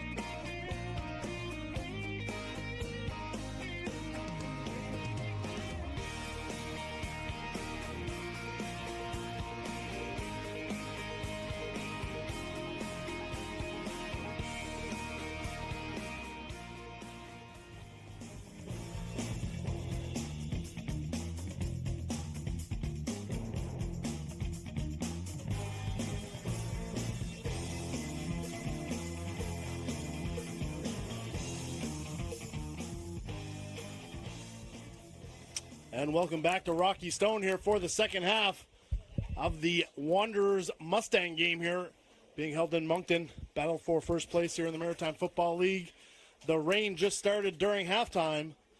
We'll see if that plays into either team's adjustments here coming out for the second stanza. It may have appeared the wind may have picked up here a little bit as well, but tight-fought game here, 15-7. Mustangs taking advantage early here of a muff punt by the Wanderers, getting their first touchdown on the board, and then a big throw and catch here by Comfort and Caleb Fogarty to account for the second touchdown. A big 60-yarder. It's got us where we're at right now, 15-7. Wanderers got on the board just before half on a good-looking drive from Binkowski to Carr. It's going to be a different second half here. You can just feel it in the air. The wind is blowing, the trees are bent over, and it's going to be a great half of football here. We've got ourselves two teams here. Hopefully the grease boards were working, the whiteboards are in full effect. These coaches come out with adjustments and try and take advantage of what they saw. That's what we want to see at this level of play for the Maritime Football League. So the two best teams making adjustments at halftime, and in the second half we've got ourselves a very good football game. And you know what? It doesn't have to look like the first half for either team. Just make those adjustments, take advantage of what you see, and let's go. Absolutely. And like you said, Saint John really controlled the time of possession there in the first half. A couple things they could clean up on inside run, some blocking schemes. Let's see if they have addressed that at halftime, and same thing on the Mustangs. Defense was out there for quite a long time as well. Let's see if they make any adjustments here, either bring a little more pressure or adjusting the coverage here in the back end. Temperature's cooling off, but it was a warm day today, so let's see if there's any dehydration or any cramps going on out there. No, it's you know, the sun was shining, and let's 7 o'clock game kickoff. You know, we'll see what happens in the second half, because that Mustangs defense played an awful lot of snaps. Let's see who ate their bananas and got their potassium before the game here to make sure they're not cramping for the second half. That's a classic Harrison Trimble comment there. Fantastic Trojan lore. I love it. Well, usually we had you guys beat by halftime so we could relax in the second half, but things start off here for the Wanderers. Looks like Dave bringing it out of the end zone. Another booming kick here by George, and he's got some room on the sideline. I love the foot. I just don't like the coverage unit getting downfield, because that's just way too many yards, uncontested, and great starting position for the Wanderers, considering that ball was kicked so deep in their end. Like you said, some hidden yardage there with that leg of George, able to reach the end zone here off the kickoff, so making it a long field return. But just inside the 30 here for the Wanderers. Let's see how the team leaders respond on the carpet here. And, they're going with a little quads bunch here to the wide side of the field down low. Binkowski rolling to that side. Oh, he's got pressure in his face right away. Is he going to get rid of it? Smart play there by Binkowski. He had two defenders in hot pursuit. I think that if you're going to roll out, you're going to have to be in a position to get some different layers on that in terms of the routes running, because you're moving laterally. It's really tough to make those throws. So there was nobody there. Great job by the Mustangs defensive line to get in there and pressure the quarterback, and a little bit of contact on him. And Binkowski didn't like that, so he's trying to massage his relationship with the referees. We'll see if that pays off dividends for him today in the second half. I think Binkowski may have taken a bit of a shot to the head there, but good job by the Mustangs D as well, sort of getting a jam off that bunch. Oh, and a bad snap on the ground. Is Binkowski able to get on it? Looks like he is. In the second quarter, the snaps got a little higher, a little bit higher, a little bit higher. Start the third here. We've got our first miscue from under center here, and that's not really good if you're a Wanderers fan, because here we are backed up, getting closer to your own goal post, and that Mustangs D-line, that pressure unit, they better be feeding off this if they're going to pull out this win here tonight. Like I said, let's see if maybe the wet ball had anything to do with that. Garbage bag sales were brisk at halftime. No doubt about it. A few more ponchos in the crowd here, second half. Pinkowski gets this snap. Oh, and a wobbling throw for Carr. Like you said, we may have already seen the effects of the added rain and wind here from halftime, as Binkowski been throwing a good ball all day, but that one seemed to wobble a little bit coming out here in the rainy conditions. Well, Zach Cormier's coming off that edge to the field, and he's moving his feet, and he's impacting the quarterback's ability to be comfortable and throw that ball in timing, in sync. So this could be an adventure here for the Wanderers. Backed up, kicking, hopefully with the wind. Oh. Kicked out of bounds just around the 40. So a gain of about 10 yards from the yardage to gain from their offensive series. You know, the debate, do you give up 2? Do you punt it? Different coaches have different feelings on it. And usually it's easier as an armchair quarterback to say, it could have gave up 2 points there, because that just didn't amount to a whole heck of a lot off his foot. And the Mustangs are sitting at the 40-yard line and about to set on a march or not. We'll see. We'll see. Wanderers have been leaning on this defense here for a while. And they hand off to Fogarty, who's out of the gates like Secretariat. Those are the adjustments I was talking about. The Mustangs came out here. It was set up a little bit differently to the boundary, and they got extra bodies there. And Fogarty is legit. He's a very good running back. And here he goes off to the races, reads his blocks, and makes one player miss in the open field. And first down. We love that stuff if you're a Mustangs fan. And obviously, big 99, Brandon Caldwell. Usually you can see where he's lined up in the formation when they run behind him. Pitch out to that side. Fogarty, a few cuts in the backfield there. Swarmed by the Wanderers defense. Hole wasn't there that time.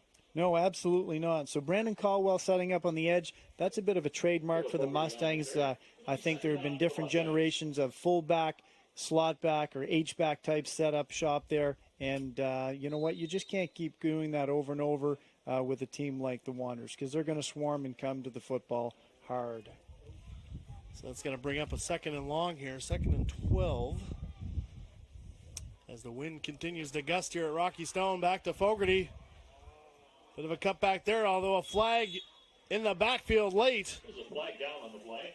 Don't know if this one's coming back here. We'll check in with. Well, one thing I'll say about Fogarty's running style, he's putting his foot in the dirt and making his decision quicker in the backfield. So on the proper footwork, he made his cut. And you know what? With that Wanderer on his back, throwing himself closer to the goal line, that was a real positive run. And what did we get for a flag? It'll be second down again. Looks like a holding here on the Mustangs as they're moving backwards. So it's going to be second and longer. One word, ouch. Not a drive killer yet, but just a little further to go. Let's see if they go to the air here. Comfort. Back to pass. Batted at the line of scrimmage. Incomplete. He was looking for Ivany, I think, there in that crosser. Ball is not down. They'll bring up third down. Well, we had 7 people in pass protection there. He had all day and just wasn't able to connect on that crosser. So I think that was Tyler Ivany. I'm watching the screen here right now. Tyler Ivany trying to make that catch there, and not a chance. No, that wasn't a good connection at all. So now 3rd and 22. Let's see if they just try to pick up some yards here for Georgia. If they're looking to strike, they go back to the ground. Want to say that's Fogarty, if I can see 20 here on the way up. Appears to be Fogarty stopped on the run. They may have been just centering the ball here a bit for George. Well, I'm seeing things right now. I'm seeing things that the Mustangs could definitely take advantage of. That hot pursuit by the Wanderers defense, their defensive line. You know what? You want to come after the ball, carry that bad, we're going to set you up. But we'll see if the Mustangs do make those changes. So right now, we got a kicking situation for Benny G. We're going the other way, and we'll let you call it, Coach. I'll call the extra point. That's a field goal, I guess. The wide left, which... so they're going to settle for the single. Kicking into the wind. George definitely has a leg. The kick is wide left. That's a single point for the Mustangs, bringing the score to the Mustangs 16, St. John 7. So a win there for the St. John defense, holding them to a single. I would say so, because we have a two-score game, but by the slimmest of margins. So we'll see what happens here in the third quarter as play progresses.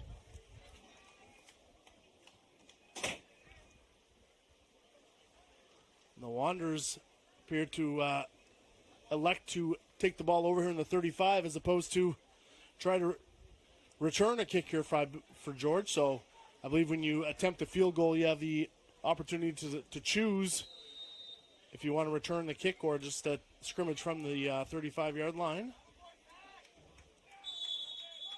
Wrapped up by Big Z in the backfield. I love it. He's very active here, but I can see great eye discipline, great footwork on the edge. So he's doing his job and making plays. So great job for Big Z, former Tantramar Titan. And Acadia Axman as well. Sorry, I should point that out. I guess really we should highlight a number, majority of these players are collegiate athletes here as well, playing in the AUS, if not in the CIS. Let's see if that last throw, that last drive by Binkowski, if they adjust to the run game here a little bit or if they still try to go to the air. Binkowski is going to throw. Flushed out of the pocket. Oh, it takes a couple hits. Certainly playing with reckless abandon here. Early on, they weren't able to affect him very much, but now I think there's some pride going into these runs, and the Mustangs are showing some pride as well by showing up and lambasting number 2, Nick Binkowski. So you don't want to take too many of those shots. We got a long 3rd and 8, and let's see what happens here. I'm going to 87 if I'm the Wanderers right now. So Mustangs got to know 87 is high priority target. He's inside slot here, running a corner. They go outside the car. Good yards after catch. I'm going to the guy who's open. Well, I stand corrected. So 8-8 was wide open there. Cody Carr, young fella. So fantastic for the Wanderers to get the ball completed, but just not enough to move the sticks here. So 4th and short. Like you said, not quite to midfield yet. Do you keep your eye open here for a little trickeration? Like you said, if you have a fake punt in, is this the time you bring it out? We're not sure how many yards you're going to gain here on this kick. So about 2.5, 3 yards to go here on 4th. Keefe is onside here to the high side of the punter. The kick is off. Takes a Mustang bounce. Looks like no yards there. Well, the flag has to go down because we did have an onside player for the Wanderers. 87. If he was inside that halo, the flag has to come down. The referees do have to talk about what person was inside the halo. Was it, in fact, the onside player? Well, that's what we're watching right now on the screen. So you're going to see 87 is the guy who touches the ball, who's onside and is legal to do so, and then jumped on by St. John. But was anybody else in the halo as well? So 87 triggers. He goes in there. St. John ball.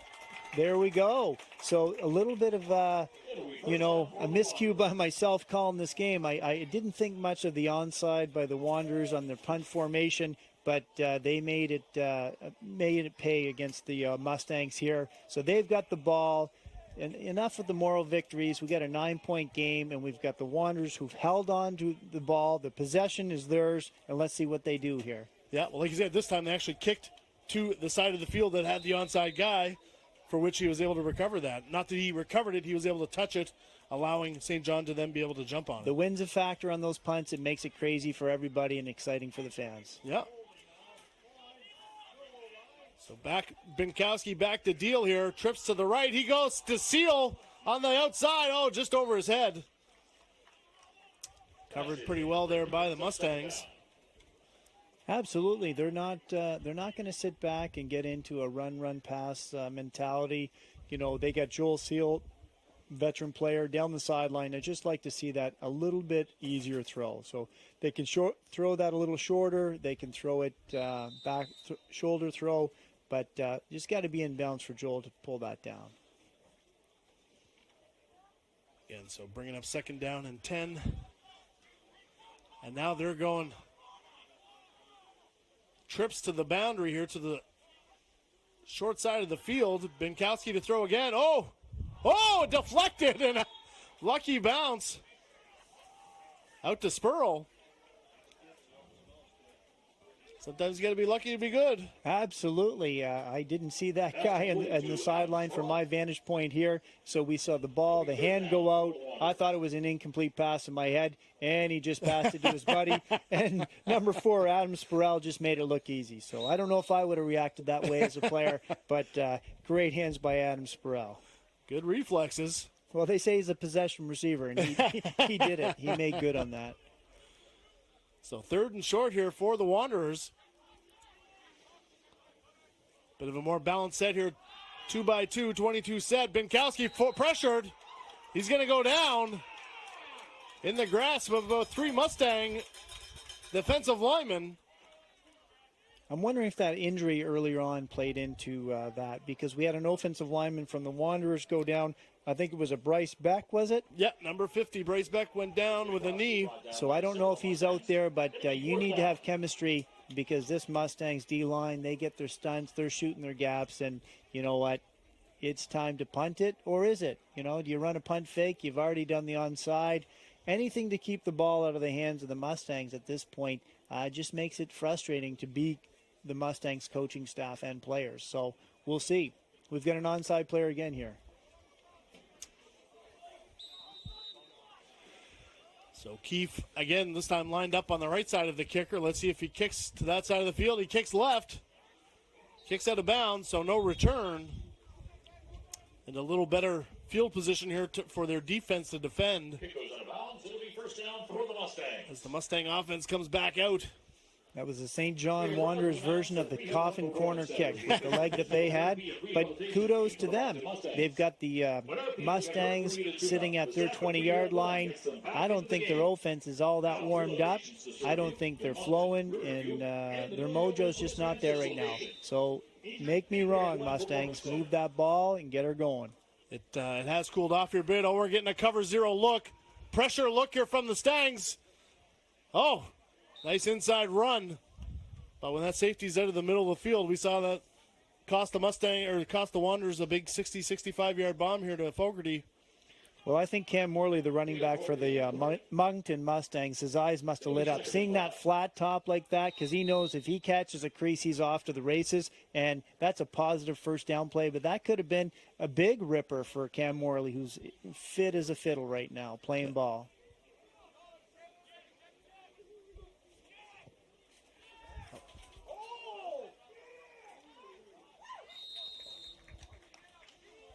There we go. Are you with the Mustangs? Can you go somewhere else, bud? So I got to keep this here. Josh on the carry. It'll be 3rd down. I can't really go anywhere else. Well, you're going to have to leave. This is our booth. Give me a second.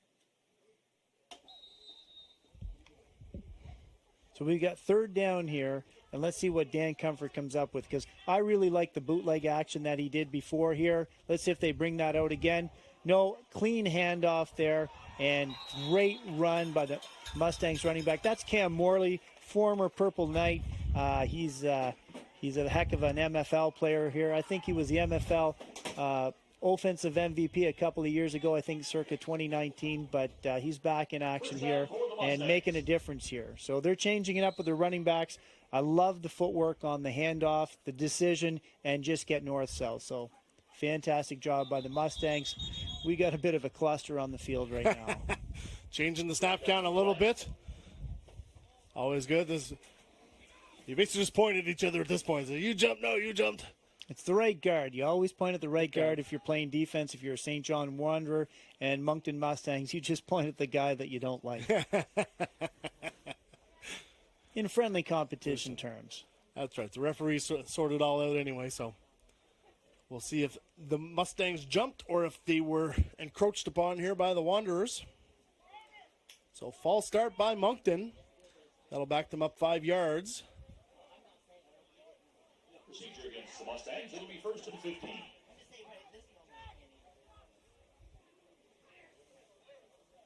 I think the Wanderers are ready to bite down on any run action by the Mustangs. So, we could get some bootleg, a few other choices for plays on the offense here. Let's see what they come out with.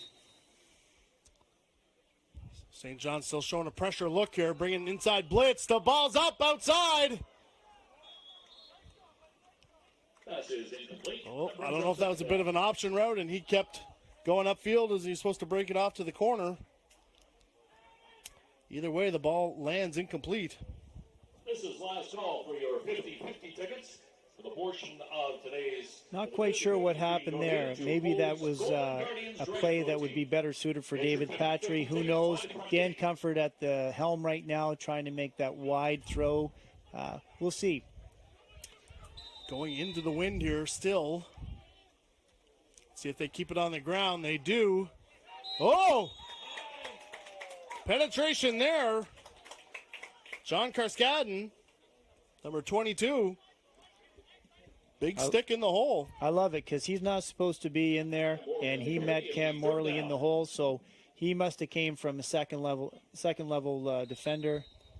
No, I'm not sure what he's doing there, but that was a heck of a stick. I couldn't see it on the replay here, but fantastic job by young Karskadden. A bit of a halfback sticking his head in the run gap. Oh, and he's got a possible seam overthrown. Trying to run that post. Pass is incomplete. That brings up fourth down. Looked like he was looking for Ryan LeBlanc. Well, Ryan LeBlanc is a speedster. He's on the Bishop Gators squad down there, fighting to get into a jersey next fall, going into his third year. Played at Moncton High. He's got wheels, but I don't know. I like 84. I'm going to Josh Hicks. I'm going to find a way to get him the ball and let him do what he does best, and that is knock people over and run towards the end zone. Yeah, Hicks, a big physical body, like you said, can run with the ball after the catch as well. I don't know if they sort of had McGarvey on him a bit here, manned up, sort of shadowing him wherever he goes. But let's see if the Mustangs here, again, they have the big boot of Ben George to kick him out of trouble. Snap a little low. George able to get the kick off. Another boomer.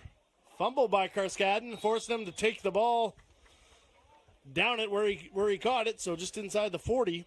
Wanderers down the ball. It'll be first Bobbled down for St. John. return, but stayed cool, got on it, and now it's Wanderers' ball. So not an ideal return, but certainly you can't afford a turnover with 4 minutes to go in the third quarter. So field the ball and consider yourself lucky. Get your offense going. So I think it's time for the Wanderers to mix it up a little bit in terms of who's getting the ball. I think there's been some numbers they've highlighted. I think they could rely on getting the ball to some of their understudies right about now. Well, like you said, Pinkowski's been pretty good at reading the defense and getting the ball to the guy that's open, but helps when McDonald's ripping off 8-yard runs here on first. I like the kid. I mean, I don't know how old he is, but I'll call him the kid. He's born in 2001 here, but he's probably had about a half a dozen touches today. Real positive. He's got the ball high and tight. He's got his legs churning, so that's a good choice. I said mix it up, but they went with their running back who's touched the ball a number of times, and that's real positive for them on first down. Like you said, not a big power back per se, but a lot of the running backs now sort of your slashers. Oh, second effort there, bounced off contact. Well, that's what good running backs do, or great running backs do. You know, when they get stopped, they find a way to just brush off the tackler, keep the legs going, and you know, you had mentioned before, a coach like Perry Kokona would be very proud of that young man's running of the ball there. So throwback mention for some Trojan lore here. Coach Kokkonen, a proficient tailback in his own day at the University of New Brunswick. Absolutely. He had a teammate that was a Moncton High alumni that was in town, and we were talking about those the glory days, and nothing but accolades for Perry Kokkonen as a running back when he was playing for the UNB Red Bombers. So as a Purple guy, still I have much love for Perry Kokkonen and everything he did over at Harrison Trimble. I think he coached for about 25 years there, and lots of fun in the local area for him to still be our high school president for the NBIA, for the High School Football League. El Presidente. Yes, El Commonly referred Presidente. to. Matt Hashay, the official videographer of the Moncton Mustangs. Although I think most things he said to players that were maybe looking to get on the bench wouldn't be passable today. I think one of the ones that I heard was, "It's a long way from your heart." I don't know if that would be passable in this day and age. Perry didn't take a kinesiology at UNB. Much love for Perry Kokkonen. Oh, although when I absolutely. was coaching against him, he was a thorn in my side. So. Well, I had the good fortune to be able to play for him for a number of years at Harrison Trimble, and had him for a homeroom teacher. And like I said, his taping skills were next level for sure. He could tape an ear pad to your quad, and you were fine. Absolutely. Like all the volunteers that make football happen in New Brunswick. We're just highlighting Perry right now, but I'll tell you, there are a lot of legends in New Brunswick at the high school level, and I can see some of them out here. I saw Terry McIntyre donning the bright yellow coat, watching his son Bobby McIntyre suit up for the Mustangs, and as I walked through the Wanderers warm-up, a lot of classy guys that give back to the football community over there. No, big time. A lot of a strong football community here in New Brunswick. As Binkowski gets a bit of a screen pass here to Keefe. Blockers out front, fighting forward. He's going to be close. Almost a bit of a bubble screen there, a little hitch. Yeah, they used their formation. They used that in the first half, and they were able to get the ball downfield. People would get lost. Right there was more of a static screen or a wide screen, whatever you want to call it. A now screen, boom, ball in the hands of number 87. And even though there was penetration by the Mustangs defense there, we got 87 moving the chains. And you know what? It's a 9-point game, folks. And the longer the Wanderers hold on to the ball, the cooler the Mustang stable gets sitting on their bench waiting to get on the field. Yeah, still a 2-score game here for the Mustangs. So still the Wanderers would have to score twice here to tie it. As we check out something here with the stick crew. But it still appears to be first down here for the Wanderers. As you mentioned, Terry McIntyre earlier, I believe the league trophy, I believe, is named after. Yeah, for Mr. the McIntyre. MFL. Absolutely. From my early days coaching at Moncton High and being involved in FNB, Terry McIntyre was obviously involved out of Fredericton and with Football New Brunswick, and was always patient with young coaches like myself and just kind of talking about the game and being very, very focused on the kids having positive experience in building across the province. And some of the things that he did in the Fredericton area, the capital area for football, are just outstanding. They had football being played out of middle schools and all sorts of cool programs. So great builder over there, and I have a lot of respect for Terry McIntyre for everything he's given to the game. I guess here the stoppage and play this game as well. A fundraiser here for the Moncton Mustangs and for the Dragon Boat Festival here. Chloe Davis, who had overcome childhood leukemia here at the age of 4, was out for the ceremony kickoff prior to the start for Chloe's Golden Guardians, as a number of former Riverview High football players here had really taken up the cause here for Chloe as she battled for her health here early on. And like I said, happy to say that she's been 7 years now cancer-free and was able to come out here, jogged on the field, jogged off the field, did the kickoff, looking like the picture of health and all smiles. Absolutely. So 13 years old. Really happy for Chloe.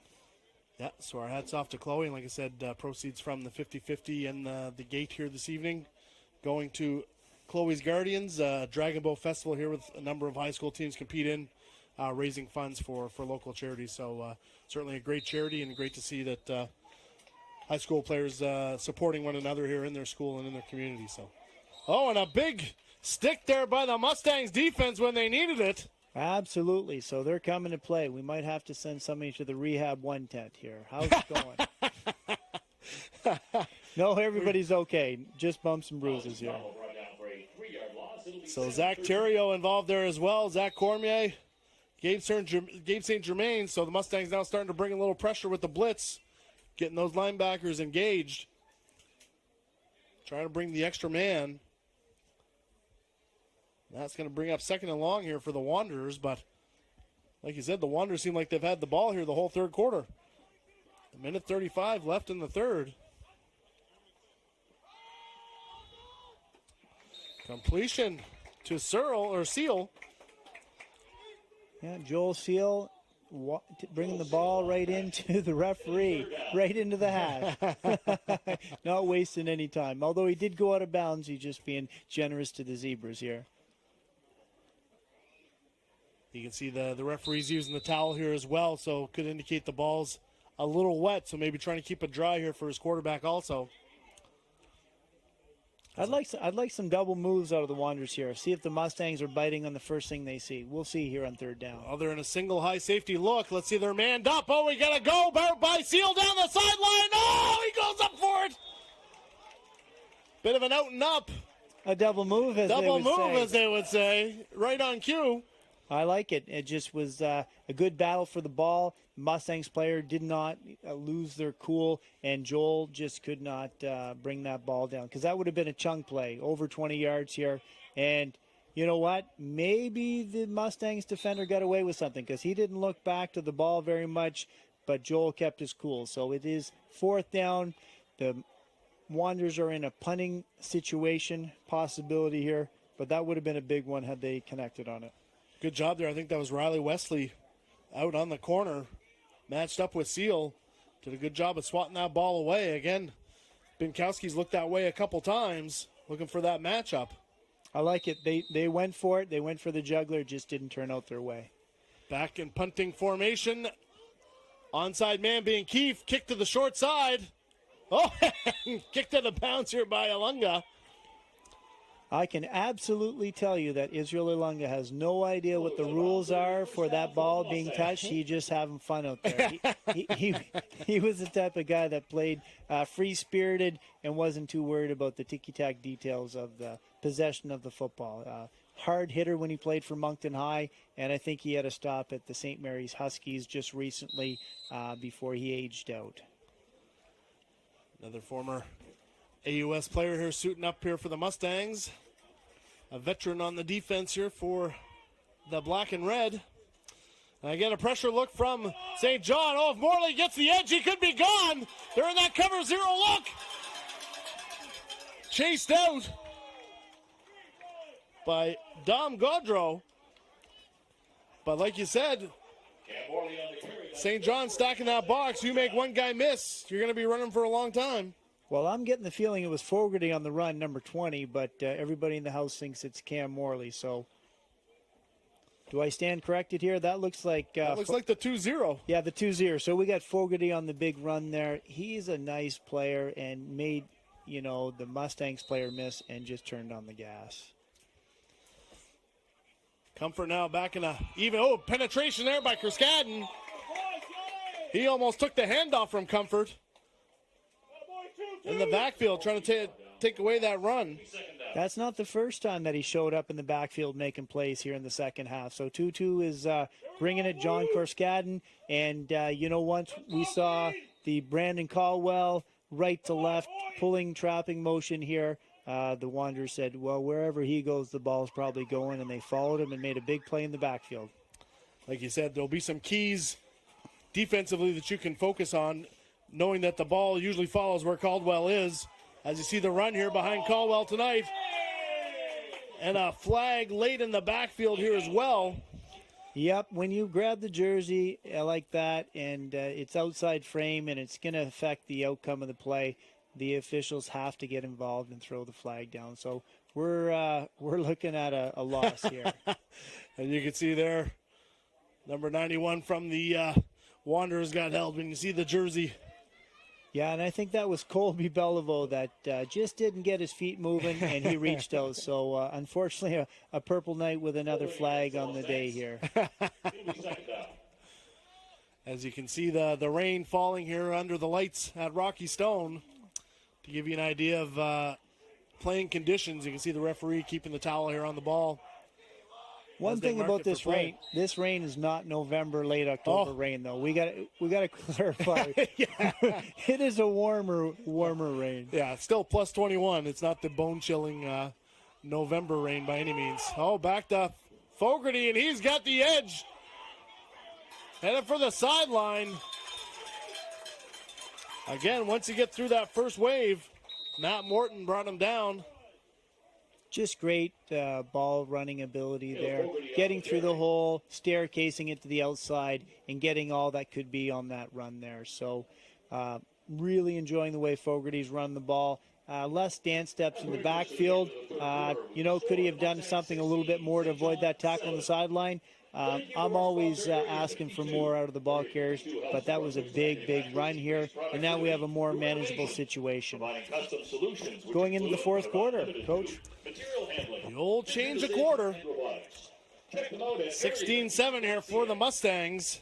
With possession of the ball, looking to hold off the surging Saint John Wanderers.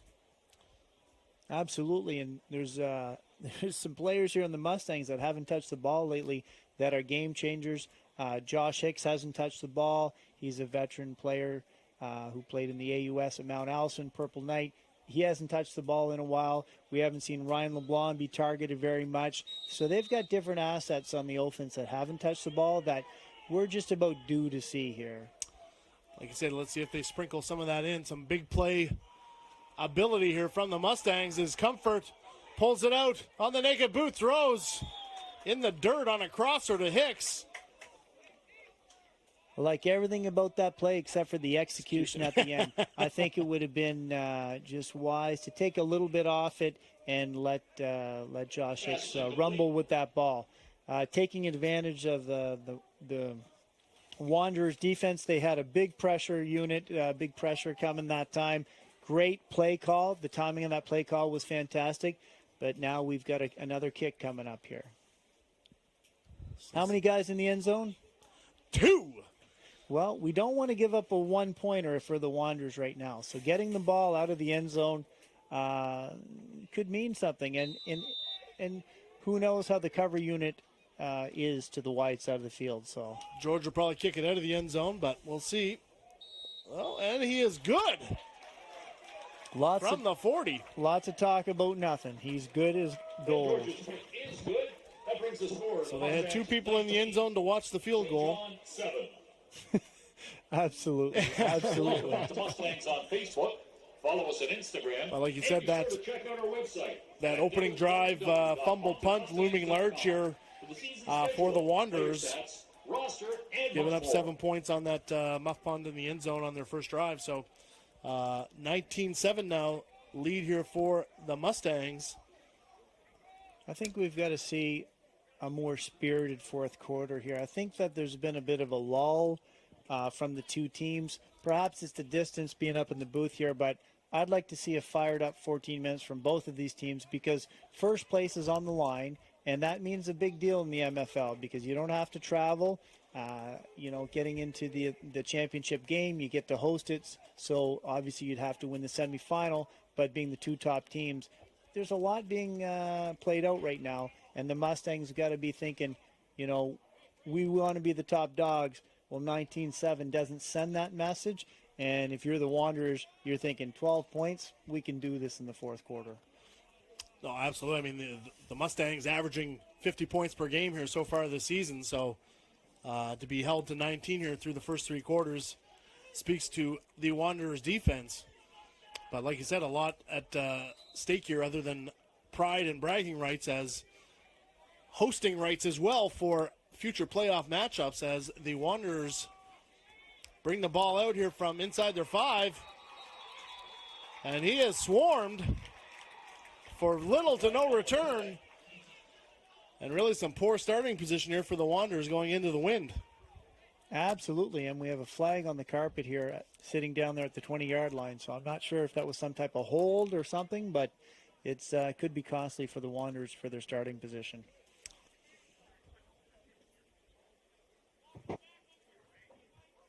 Let's see what the referees have here on the call.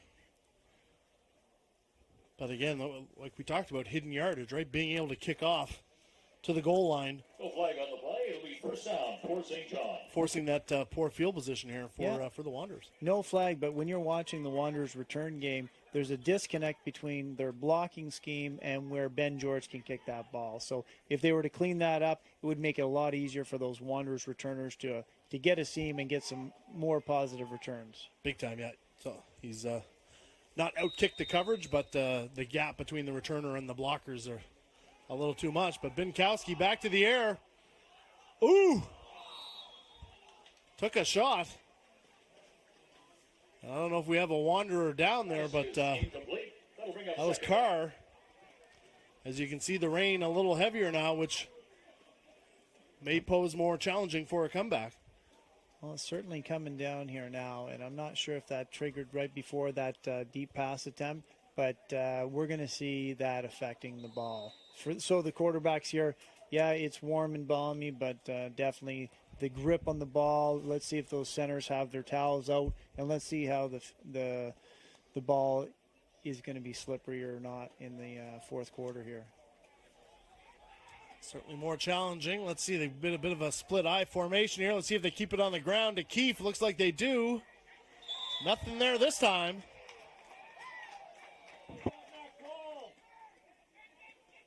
The timing was off on that because that fella with in stride is hard to catch, but there was a stutter, there was a timing issue, and is it the center not getting the ball up, or is it the ball being greasy? But that just was not a well-executed jet sweep here by the Wanderers. He didn't quite get that handoff with speed. He, like you said, he had to stutter. And then I think he ran into the arms of Big Ben Dunstan, who finished up that play. So, keeping Saint John backed up here. This is going to be 3rd and 12 from their own 11.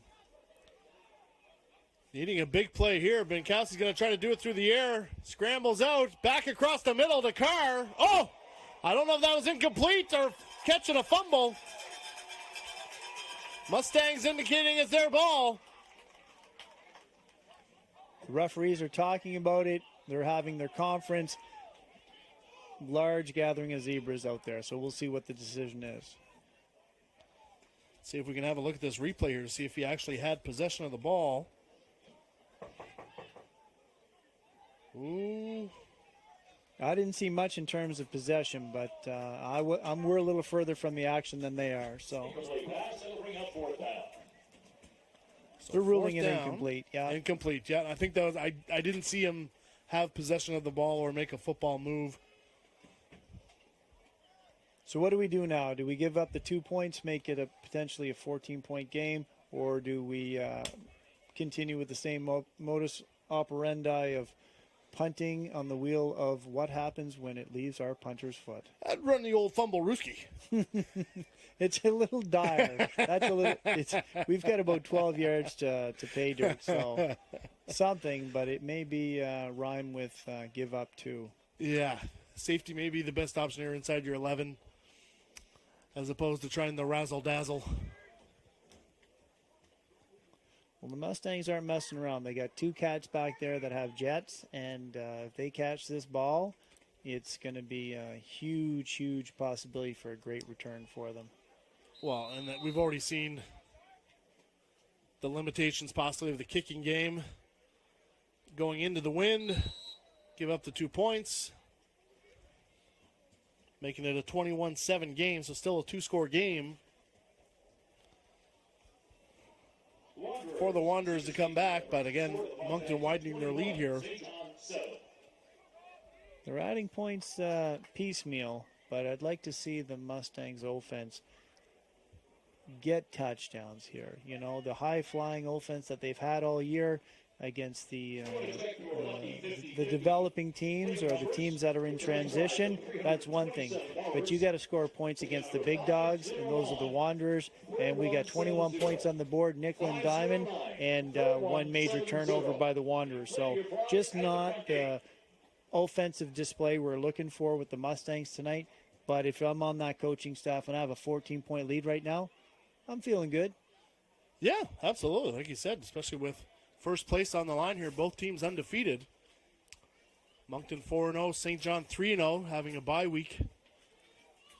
So far, they've got a couple games upcoming here against the Nova Scotia teams. Well, let's get back to the task at hand here as Comfort under center. Oh, and he's got a gasher. Big hole. That's what I was. Morley. Yep, Cam Morley. That's what I was talking about. You're going to go flat top. You're going to fill all the gaps, and you're going to have a veteran running back put his foot in the dirt, bounce off a tackle, find a seam, and you get yourself a first down. So that's just comfortable running by Cam Morley. Back to the well here for Morley, and he's off to the races. The only thing that could bring him back is that orange flag sitting on the ground at the 50-yard line. Like it never happened. Unfortunately, but two nice runs there by Morley. Like you said, that's almost what you wanted to see out of the Mustangs here. A really definitive, authoritative drive. Marching down the field, but right now they're marching backwards. When you see a veteran like Matt Porter standing there where the flag is, you know it's a hold and it's coming back because he's not going to waste his energy running down the field when he knows darn well it's coming back. So savvy veteran move right there, conserving energy. Absolutely. So Matt Porter with the veteran move there by not hustling downfield and wasting any excess energy. Like you're going to catch a tailback 40 yards downfield anyway, but your pursuit angles. That could be bulletin board material next fall for Saint John High School. Moncton High, but Matt, you look like you're having fun out there. Oh, here we go. Another hole. Ripped down. Back to Fogarty. Yeah, there seems to be a little bit of a lull here. The front seven of the Wanderers not being stout at all here. They're giving up first level creases, and the second level defenders are not filling them properly. And the running backs for the Mustangs are just too good to go down. Like you said, you can't miss tackles, and they're really overpowering at the point of attack here. You get that kick out block and an easy seam there for Fogarty. Yeah. There we go. When it counted, they stepped up. So it looks like it's going to be a 3rd and short from here. I stand corrected. Oh, they're giving them the first. That'll move the chains for the Mustangs. So if you're looking for the win, keep doing what you're doing. If you're looking to make it exciting for the fans, let's mix it up, Mustangs, so we can see some different play call selection. I think they'll be quite happy with pounding the rock as they are and watching the time tick off the clock here as we're down to 10:46 in the fourth quarter. Mustangs with a 2-score lead here, 21-7. The battle for first place in the Maritime Football League. Here between Moncton and Saint John. Oh, nice cut by Morley. He just rips off a 20-yarder. I like how these running backs are dealing with the open space, the moves that they're making, putting their foot in the ground. So the Wanderers are giving up that line of scrimmage, and the Mustangs running backs and the blocking schemes are taking advantage of it. So good job by the Mustangs here. There we go, off to the races, and big positive yards and downfield blocking by the receivers. Big time. The receivers have done a good job of that all game, really. Downfield blocking, but there they almost blitzed themselves out of position where once they kicked out that D end, he had all day inside to basically bust it out. Well, we talked about adjustments going in the second half, and it looks like in terms of the front seven here and what the Mustangs wanted to accomplish, I think they're getting check marks for that. Positive check marks here. I would have to say halftime adjustments here for the Mustangs, and Comfort pulls it out the back pocket here again. He's on the move. Puts the shoulder down for some additional yardage. He stopped around the 5. The old school bootleg. So Dan Comfort out for a jog in the park, and all he had to do was do what he does best. Hold on to the ball, be safe and secure, and even though he gets tackled at the 5, they move the chains. Let's get the ball back in the running back's hands. So good job by Dan Comfort. The old empty hand handoff. It sells it. Contact. So all you got to do is some trickeration, and there you go. Touchdown by the Mustangs. Extending the lead. And Morley on the carry. That's good for a Mustangs touchdown. The energy level on the Wanderers bench fairly absent right now. I don't know if they're just resigning themselves to a bus trip home at this point, but I'm a little disappointed. I thought they would bring more in this fourth quarter, but we're not on the bench and we're not in the heads of their players. But they should be bringing their A game right now against this fired-up Moncton Mustangs team who's pretty much blowing this game more wide open at this point. Basically making it a three-score game here now for the Mustangs, extending their lead. Should be 28-7 here. There we go. And no lead is safe, but you gotta come out fired up, and that's what we're looking for the Saint John Wanderers crew to do here. 21 points, start with something, and let's close the gap here because the Mustangs are just gaining traction on this Saturday night. Yeah, like I said, I don't know if weather played into had any effect on the play here in the second half, but Saint John maybe not as effective through the air here with the wind and rain, and Moncton able to really lean on their big offensive line in that run game to put a few more points on the board and pound the clock here as well. Well, the Mustangs were able to get their bodies on Nick Binkowski here, so maybe there were a few hits that added up. Who knows? It all factors into a four-quarter football game. They may not have got their potassium either, as you alluded to. They may be cramping. I'm not sure, Johnny. Hydration is important stuff, and they better have their bananas, oranges, and water. As we get ready for Ben George with the kickoff. A little shorter this time into the 15-yard range. Returnable, that's Day. Up past the 30. Is he holding on the ball? Swarm of tacklers there. Looks like Chris Brown getting down on special teams. It'll be first down for the Wanderers. Chris Brown, a former receiver for the Mustangs, turned defensive back. That's where he calls home now on the defensive side of the ball. So quite at home there, running down the field and making a tackle on special teams. Getting down, really an athletic halfback here for the Mustangs, a ball hawk, like you said, a receiver who can eye point the ball, but a number of interceptions here for the Mustangs defense.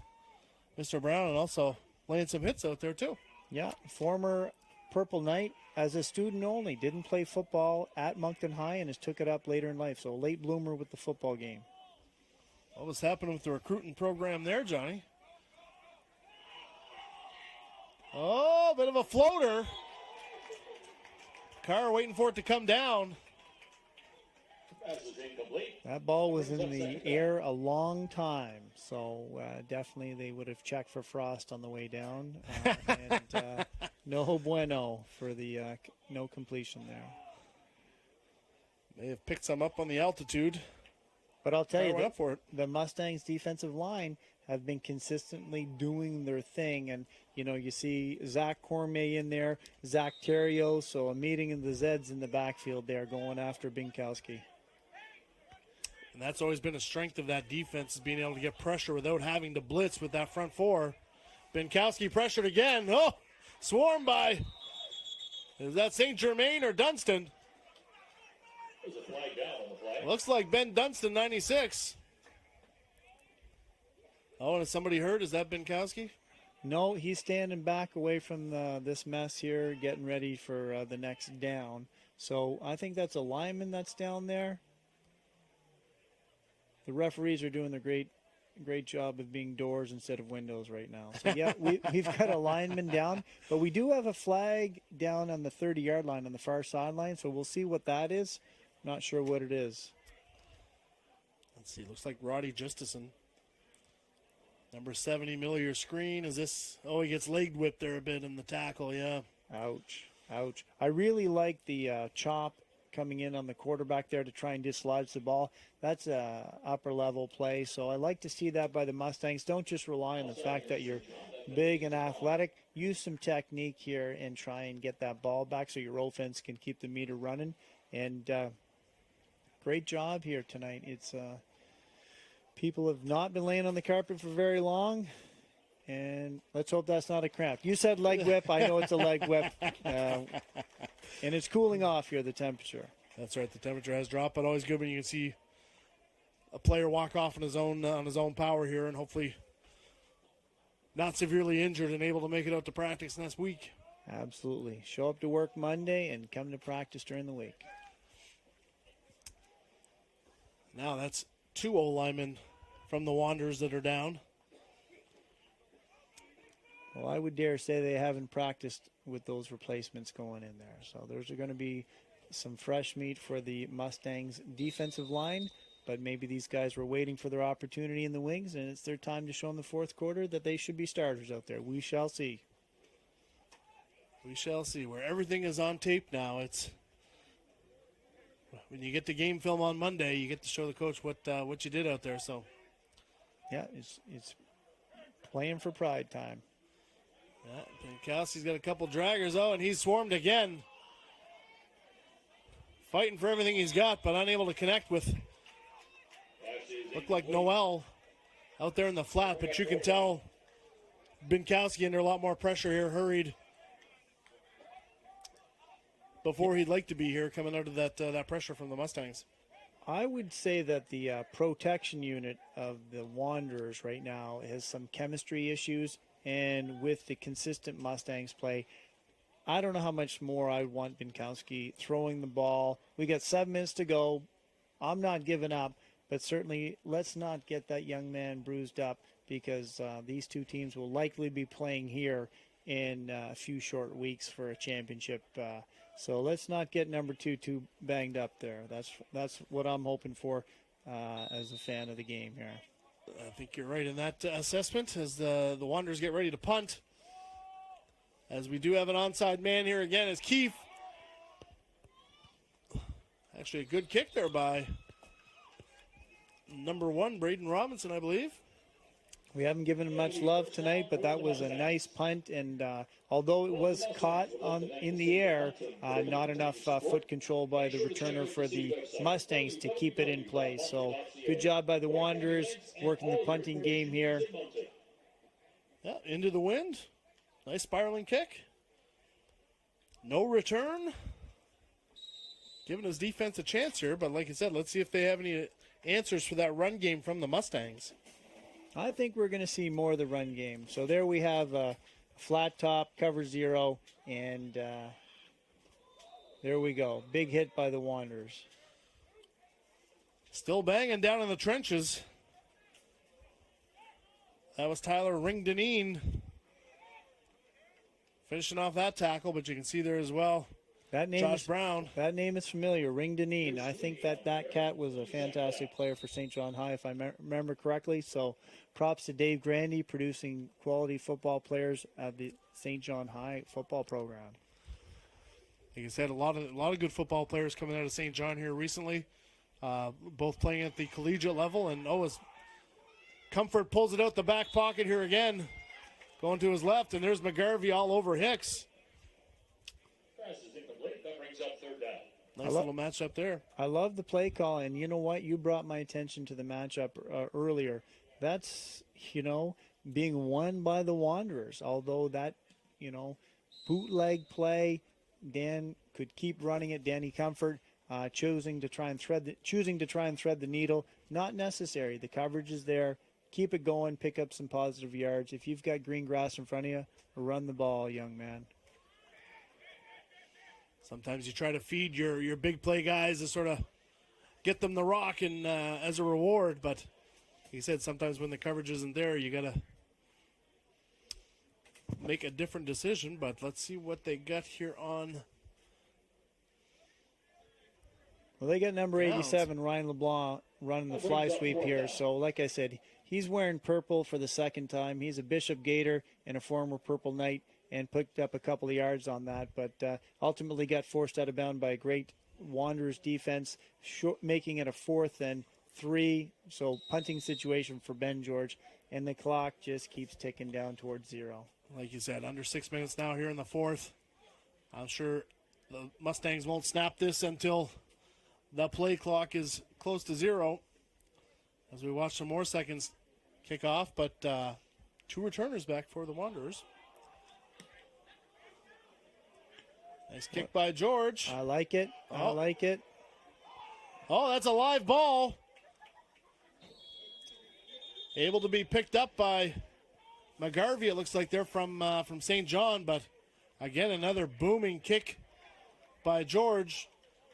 Yeah, absolutely. He was the referee whispering in his ear how much time was left. Great control there by Ben George in the punting situation. I'm not sure if they're picking up a flag or what's being assessed down there, but we do have possibility of a redo here, a do-over. The old re-kick. Let's see if we hear anything from head referee Andrew Bubar.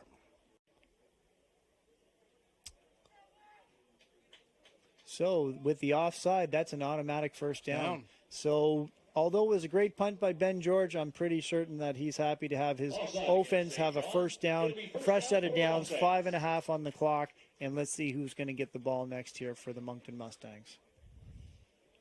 Again, costly penalty, even though it's a 5-yard penalty when it's 4th and less than 5. Gives you the first down to gain, and we go back to the run game here. Let's see. Can't see if that's Morley. No, I'm saying number 10. I think that's Pierce Sweeney out of Miramichi. Yep, he's representing the She here tonight. So behaving himself on a Saturday night from the She. Doing his best. Well, the fights don't start at the Legion until later, so got lots of time to get out of here and make it back. But good to see a Miramichi product getting a couple touches here with the Mustangs. They go back to him as he tries to get off the left side. It's his time to touch the ball. You know, it's late in the game. He's a young player. Touch the ball, because I'll tell you, he's representing the Miramichi, and the coaches up there have done a wonderful job trying to get football going. And their 9-man team up there won the championship last year against Sussex, right on this actual field, right out in front of us. So the Miramichi's going to be producing football players like this young man. Good to see, I believe, out of James M. Hill. Yepper, Pierce Sweeney. Oh, incomplete. Actually putting the ball in the air there, but Pass is incomplete. like you said, in a fourth quarter situation like this here, where you're going to see the ball, you want to make sure it's secure. You don't want to fumble, and a lot of the defense is going to be swarming, trying to get you down pretty quick. So absolutely, tight situations for a tailback. You're going to want to leave a mark on somebody at this point of the game, because you're telling them we'll see you in the championship. And right now, let's just hope there's no frustration or anything like that. Both sides played out clean football, and see these guys in a rematch down the road. But if I'm the Wanderer, I'm going to keep playing for the next 4 minutes and change. Flag down here in the backfield on the kick. Punt bobble by Cascadon. Able to pick up 4 or 5 yards here. There's a flag down on the play. Yeah, we got a flag behind the punter there. I'm not sure what the call was there, but the officials will let us know. And there's the noise I was talking about, the rah-rah, hoo-ha, who's tougher than who. Boys, just play it with the helmets and shoulder pads on and forget all the funny business. Walk to your own bench and leave all this crap behind. No, absolutely right. That's a little late to be discussing who's better at this point here. As scoreboard's reading 28-7 here, Mustangs. Yeah, the Mustangs have put their best foot forward here, in control of this game with 4:04 to go, and no flag on the play. Flag picked up. It'll be first down for the Wanderers. So first down, Saint John Wanderers, 4:04 in the fourth. Down 3 scores here to the Mustangs. Like you said, do you want to leave your star quarterback Binkowski here to take a lick, or are you going to look at maybe running the ball to maybe move the rock here a little bit towards the end zone? Not a chance. Number 2, the next thing that's touching him is an ice bag on the drive home, and talk about how we can regroup if I'm a Wanderers coach. Well, looks like he's still in the gun and going to be throwing under pressure and going to be going down. Yeah, we got a sack here. The Mustangs swallowed him up, and we got some guys fired up playing for the Mustangs, and Binkowski, no thank you. Do not hit my QB. Only 4 guys touched him this play, though. Yeah. We go. There's and then he's down. So that's Gabe St. Germain, 92. Dunstan in there, 96. And you can tell the pressure now from that Mustang D-line. Yeah. They're just pinning their ears back. Yeah, one criticism I have of the Moncton Mustangs tonight is you got to get some uniforms we can see the numbers from up here.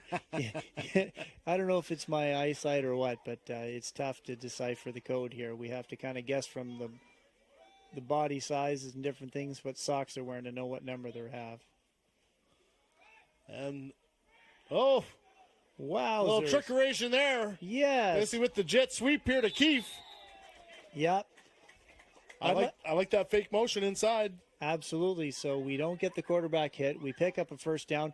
I would have just liked to seen a little bit more mature ball carrying near the sideline. Think he could have danced out of bounds and saved a hit on his body, but the timing on that play was beautiful and great job by the Wanderers to not just get your quarterback in harm's way. Let your playmakers touch the ball, or some of the young understudies. Get them the ball right now, see what they can do, get them on tape. But, you don't want to be using any more tape on your bodies tonight. Definitely not. And I guess not so much either. How much do you show at this point, too? Do you go deep in the playbook and put it on film now, or do you sort of save that maybe for a couple weeks down the road here when you may meet up again in the playoffs? No, we're keeping the cards tight to the chest for the Wanderers' offensive coaching staff right now, and the Mustangs have gone full vanilla. So we're just gonna sit out the last 2 minutes and 28 seconds with let's hopefully some clean football, some fun football, and exciting football. But nobody's going to be revealing their magic plan for the championship game down the road here, which will likely be held here at Rocky Stone Field by the Mustangs, unless they trip themselves up in the rest of the season here. Yeah, the winner of this game obviously will have the right to host the playoff matchups. So both teams undefeated as of right now. One of the teams will come away with an L here. Oh, and they go screen. Incomplete. Either that or it was a lot of pressure by the D-line. Yeah, the Mustangs were coming. Absolutely no one was reading screen there, and just too hot for the number 9 here, Caleb Kirkpatrick, to hold on to it. Too much heat on that screen, but it would have been beautiful to see it because all the Mustangs were upfield, and only a handful of them put their foot in the dirt to redirect there. But so Coach Gaines will have to work on that next week with the Moncton Mustangs defensive front 7 there. Now we saw a couple bubble screens, hitch screens, but sort of the first inside screen there that, like I said, if it was completed, may have gone for some long yards. Pinkowski putting one up in double coverage. Oh, gets a flag. We'll see if that's PI. He was going for Braden Robinson. Yeah, so we had 2 Mustangs covering deep there. We got the veteran Bobby McIntyre trying to work his magic with the referees. But I think the decision's made that whatever the call is will stand here, because we've got the Mustangs moving back towards their end zone and the Wanderers looking like they're going to pick up 15. So not sure if it was McIntyre or Alunga that got there early, maybe against Braden.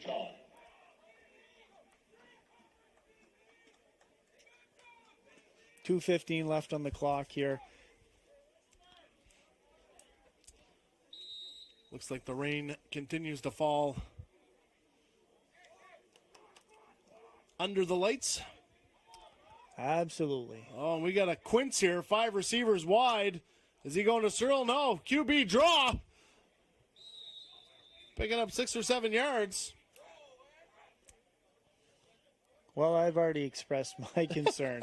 Keep Pinkowski upright, keep his jersey clean, and let's save the bumps and bruises for another day. So you get the Mustangs defense flying in there. You got number 44. We talked about him earlier with his interception in the first half. We got ourselves Ryan Cormier, a Tantramar Titan, turning Mount Allison Mountie next fall, coming in and putting a big stick on him. Not necessary at this stage of the game.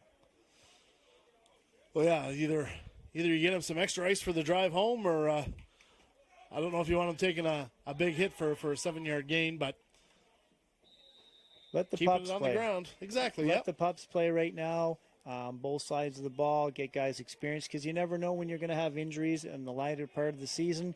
And in the MFL, you never know when somebody's going to have a wedding that they need to attend and can't show up to an important game. It's been in the books for a year and a half. Yep. And you want that person who's their backup or replacement to have some game experience, especially against these two teams, because they are the teams to beat in the MFL.